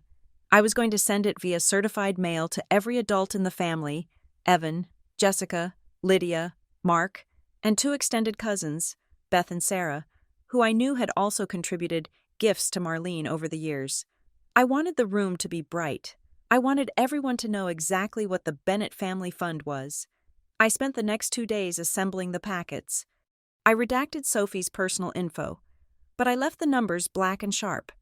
On Thursday afternoon, I walked out to my mailbox.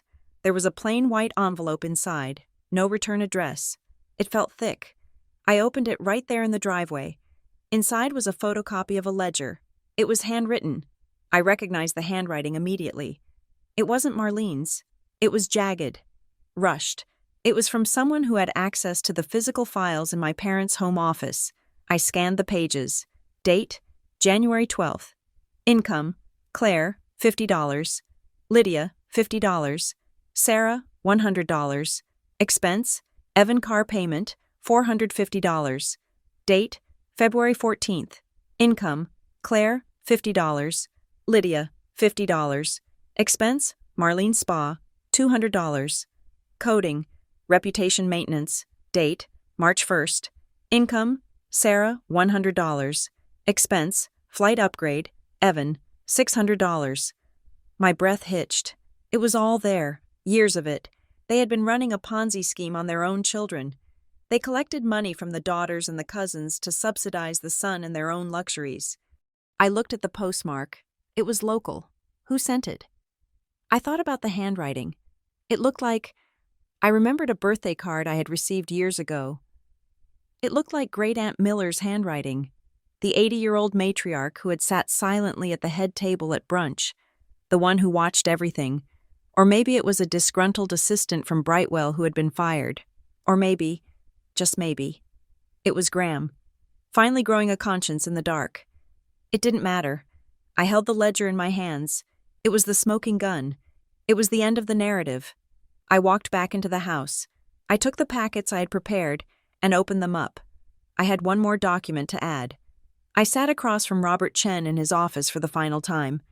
The fluorescent lights hummed overhead, a sound that usually annoyed me, but today it felt like the background noise of clarity. Robert had the anonymous ledger open on his desk.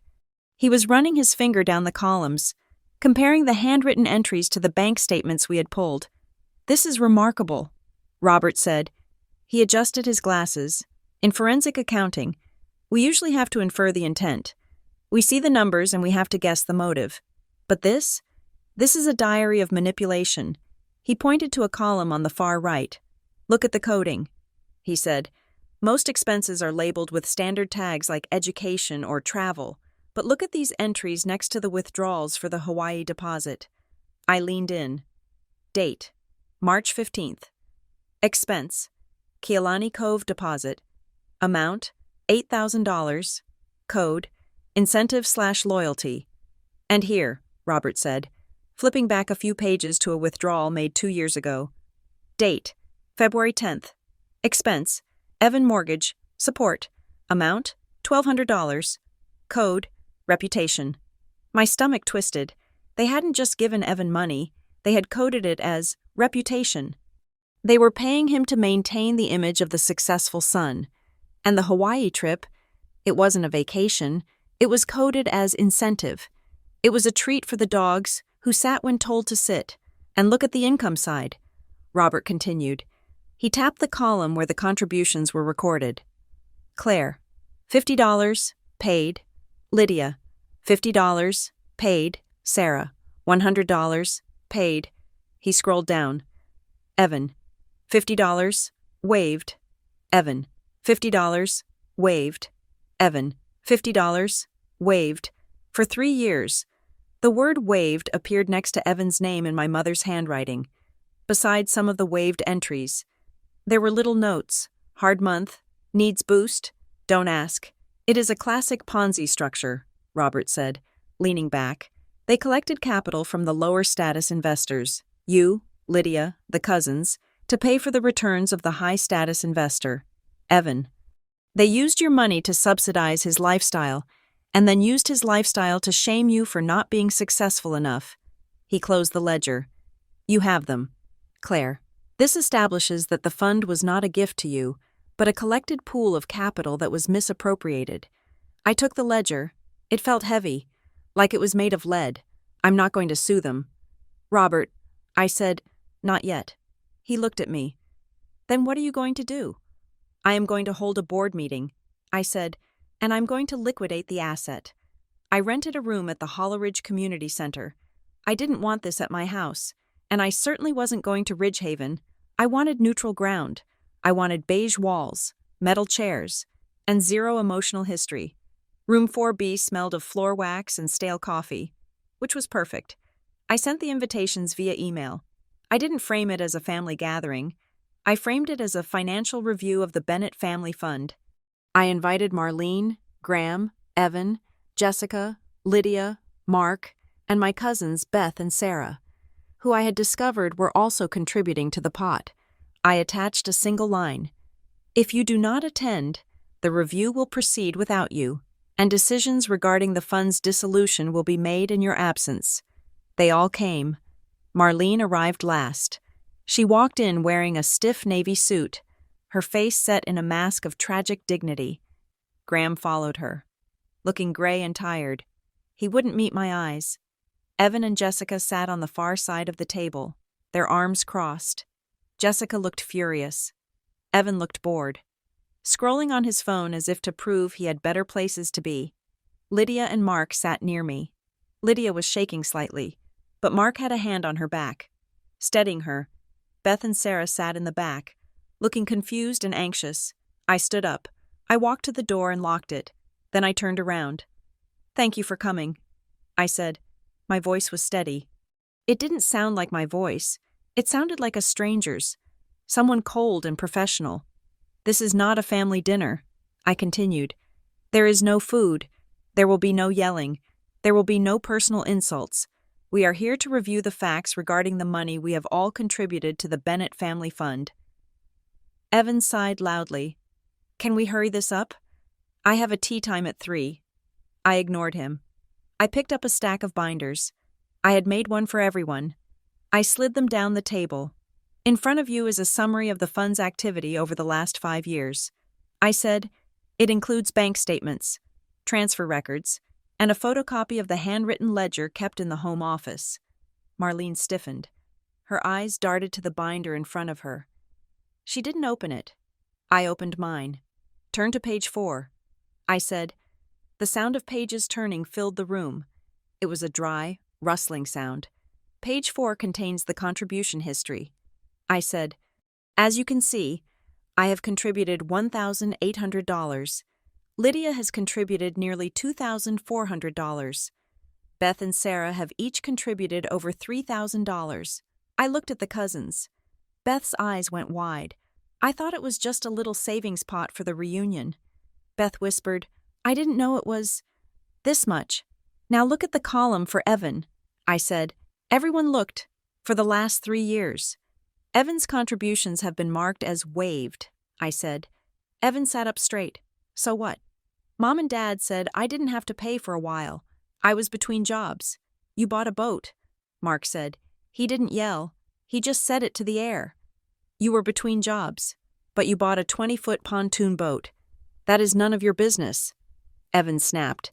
It is my business if I paid for it, Mark said. I raised a hand. Keep looking. Turn to page 8. They turned. These are the expenditures, I said. You will see recurring payments to Ridgehaven Performance Academy. That is Jacob's soccer tuition. You will see payments for Evan car payment, and you will see a deposit for the Kealani Cove Resort in Maui. I paused. The money used for the Maui deposit was transferred from the fund account 2 days after I made my last deposit. I said, my money went directly to pay for a trip that my daughter is barred from attending. Marlene slammed her hand on the table. Enough, she shouted. She stood up, her face flushing a deep, mottled red. This is private. You've stolen my personal property. That ledger is mine. It is evidence of fraud. Mom, I said calmly, you solicited money from us under the pretense of grandkid experiences. You used it to pay for Evan's life and to control the rest of us. Graham cleared his throat. He looked pained. Now, Claire, he said, his voice wobbly, you are using harsh words. Fraud is a legal term. Your mother handles the household finances. I didn't know the details of how she moved things around. I assumed she was keeping it fair. He was doing it. He was throwing her to the wolves to save his own skin. I looked at him. I felt a flicker of pity, but I extinguished it. Turn to page 12. Dad, I said. Graham froze. Page 12 is a travel authorization form for Sun Aster Travel. I said, it authorizes the transfer of $9,000 from the commingled account to the resort. I pointed to the bottom of the page. That is your signature. Graham. Graham looked down at the page. He stared at his own signature. He couldn't deny it. It wasn't a digital stamp. It was his looped, heavy scrawl. I sign a lot of things, he stammered. Marlene puts them in front of me. You signed it. I said, you authorized the use of the fund. You aren't a bystander. Dad, you are a co-conspirator. Marlene looked at Graham. Her expression was one of pure betrayal. For 40 years, they had been a united front. Now, trapped by the evidence, the front was crumbling. I didn't know you signed the transfer. Marlene whispered to him, you told me you used your bonus. Graham looked trapped. I thought we agreed to use the funds so we could keep the bonus for the renovation. The room went silent. They were turning on each other. The lie was eating itself. Evan stood up. This is ridiculous, he said. So what? So they helped me out. I am the oldest.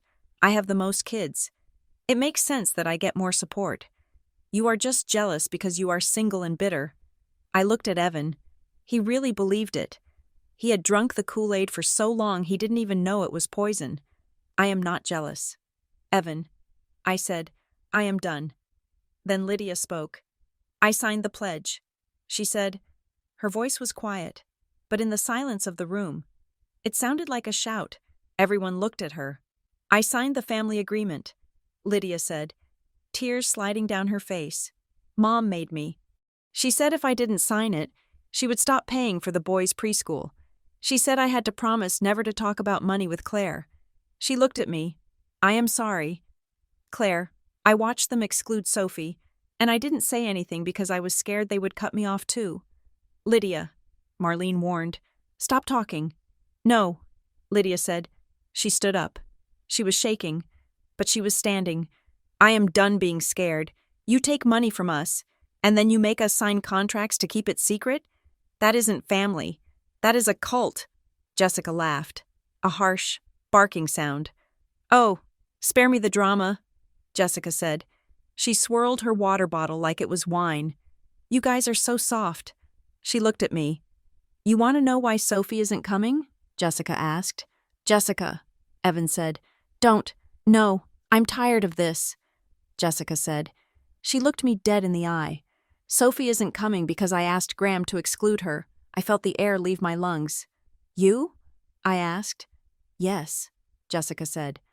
"After you refused to lend me that money 2 years ago? The $2,000? I told Graham that you needed to learn a lesson. I told him that if you couldn't support the family when we needed it, you shouldn't get the benefits of the family when we celebrate." She smiled. It was a cruel, triumphant smile. It was a loyalty test. "Claire, and you failed. So I told them that if you came to Hawaii, we wouldn't go, and since they want to see my kids, the grandkids they actually invest in, they chose us." The room was absolutely silent. I looked at Marlene. She wasn't denying it. She was looking down at the table. "So it wasn't about my tone," I said. "It wasn't about harmony. It was because Jessica wanted to punish me for not being her ATM." Jessica shrugged. "Call it what you want. It is consequences." I looked at Mark. He was staring at Jessica with open disgust. "You used a 7-year-old girl as a pawn?" Mark asked. "You hurt a child because you didn't get a loan?" "I taught an adult a lesson," Jessica said. I closed my binder. The sound was final. "Okay," I said. I looked around the room. "Here's where we are," I said. "The ledger proves the fraud. Jessica's confession proves the malice. And Graham's signature proves the complicity." I placed my hands on the table. "I am not asking to go to Hawaii," I said. "I wouldn't go on a trip with you people if you paid me $1 million. I want 3 things. 1. The Bennett Family Fund is dissolved effective immediately. 2. I want a full reimbursement of my $1,800, plus interest. I also demand that Lydia, Beth, and Sarah be offered the same reimbursement. 3. If there are ever any future grandkid experiences, they are funded solely by you, Marlene and Graham, no contributions from us, and every grandchild is invited, or none of them are. If these conditions are not met within 48 hours, I will hand this binder and the ledger to the IRS, and I will let them decide how to classify the reputation payments to Evan." Marlene gasped. "You wouldn't try me," I said. Marlene's face crumpled. She started to cry. It was a performance I had seen 1,000 times. The trembling lip, the hand over the heart. "I tried so hard," she wailed. "I just wanted everyone to be together. I wanted a legacy. You are ruining the family. Claire, you are tearing us apart over money." She looked around the room, waiting for the rush of comfort, waiting for Evan to pat her back, for Lydia to apologize, for Graham to scold me. No one moved. Evan looked away. Mark crossed his arms. Beth and Sarah looked at their shoes. The ledger had changed the physics of the room. Gravity didn't work the way she thought it did anymore. Her tears weren't currency. They were just noise. "This isn't about money, Mom," I said softly. "It is about the fact that you sold us a lie, and we aren't buying it anymore." Mark stood up. "We aren't going," he said. Marlene looked up. Her mascara smudged. "What?" "Lydia and I," Mark said. "We aren't going to Hawaii. I'm not taking my kids on a vacation funded by favoritism, and I'm certainly not going on a trip with Jessica after what she just admitted." Lydia nodded. "I am out. Mom, I want my money back. I'm going to use it to pay for the after-school program myself." "Me too," Beth said from the back of the room. "I want my contributions back. This feels dirty." "Me three," Sarah said. Marlene looked at them, stunned. Her coalition was evaporating. Evan stood up. He slammed his chair into the table. "You are all idiots," he spat. "You are letting her manipulate you. I am going. I am taking my family to Hawaii. I deserve it." He looked at Graham. "Dad, tell them we are still going." Graham looked at Evan. Then he looked at the binder. Then he looked at me. He looked old. I don't know. "Evan," Graham whispered, We have to look at the numbers." Evan made a noise of disgust. He turned and stormed out of the room. Jessica followed him. but she stopped at the door to look at me one last time. "You will be lonely. Claire," she hissed. "You will be all alone." I smiled at her. "I would rather be alone than be you," I said. She slammed the door. The meeting broke up in silence. Mark and Lydia hugged me in the parking lot. "Thank you," Lydia whispered. I feel like I can breathe." "It is over," I said. I got in my car. I felt a strange lightness in my chest. I had expected to feel triumphant, but I didn't. I just felt clean. The toxicity had been drained. I drove home. I had plans to make. The cabin at Silverpine Lake was booked. I had s'mores to buy. I had a daughter to love. My phone buzzed as I pulled into my driveway. It was a text message. I looked at the screen. Sender: Son Aster. Travel group message. Alert: Your party has requested significant changes to the reservation, Bennett Family Hawaii. Funds are being rerouted. Please contact us to confirm authorization. I stared at the phone. Funds are being rerouted. Marlene. She wasn't giving up. She had left that meeting and immediately called the travel agent. She was trying to move the money before I could freeze it. She was trying to hide the paper trail, or maybe rebook the trip in Evan's name to bypass the fund. She was scrambling. I typed a reply to the text. "I do not authorize any changes. Freeze the booking immediately. Fraud dispute in progress." I hit send. Then I forwarded the text to Robert Chen and Mr. Finch. Subject: They are running. Body: Lock it down. I looked out the windshield at my quiet house. Sophie was inside, sleeping. The war wasn't over. Marlene was wounded, and a wounded narcissist is dangerous. She would try to spin this. She would try to hide the money. She would try to turn the rest of the world against me, but she had made a fatal mistake. She had underestimated the one person she had trained to be invisible. I wasn't invisible anymore. I was the one holding the pen, and I was going to write the end of this story, line item by line item. I got out of the car and walked toward my front door. The air smelled of rain. It was going to be a storm, but for the first time in my life, I wasn't afraid of getting wet. Thank you so much for listening to My Parents Announce They're Taking All the Grandkids to Hawaii, except mine. This story of Claire's fight for dignity and truth against a toxic family system was a heavy one, but I hope it resonated with you. I'd love to hear from you. Where are you listening from today? Have you ever had to stand up to family to protect your peace? Let me know in the comments below. If you enjoyed this story, please make sure to subscribe to Revenge Stories so you don't miss the next episode. We have more tales of justice, resilience, and turning the tables coming your way. Take care of yourselves, and remember, sometimes the best revenge is simply refusing to play their game. See you next time.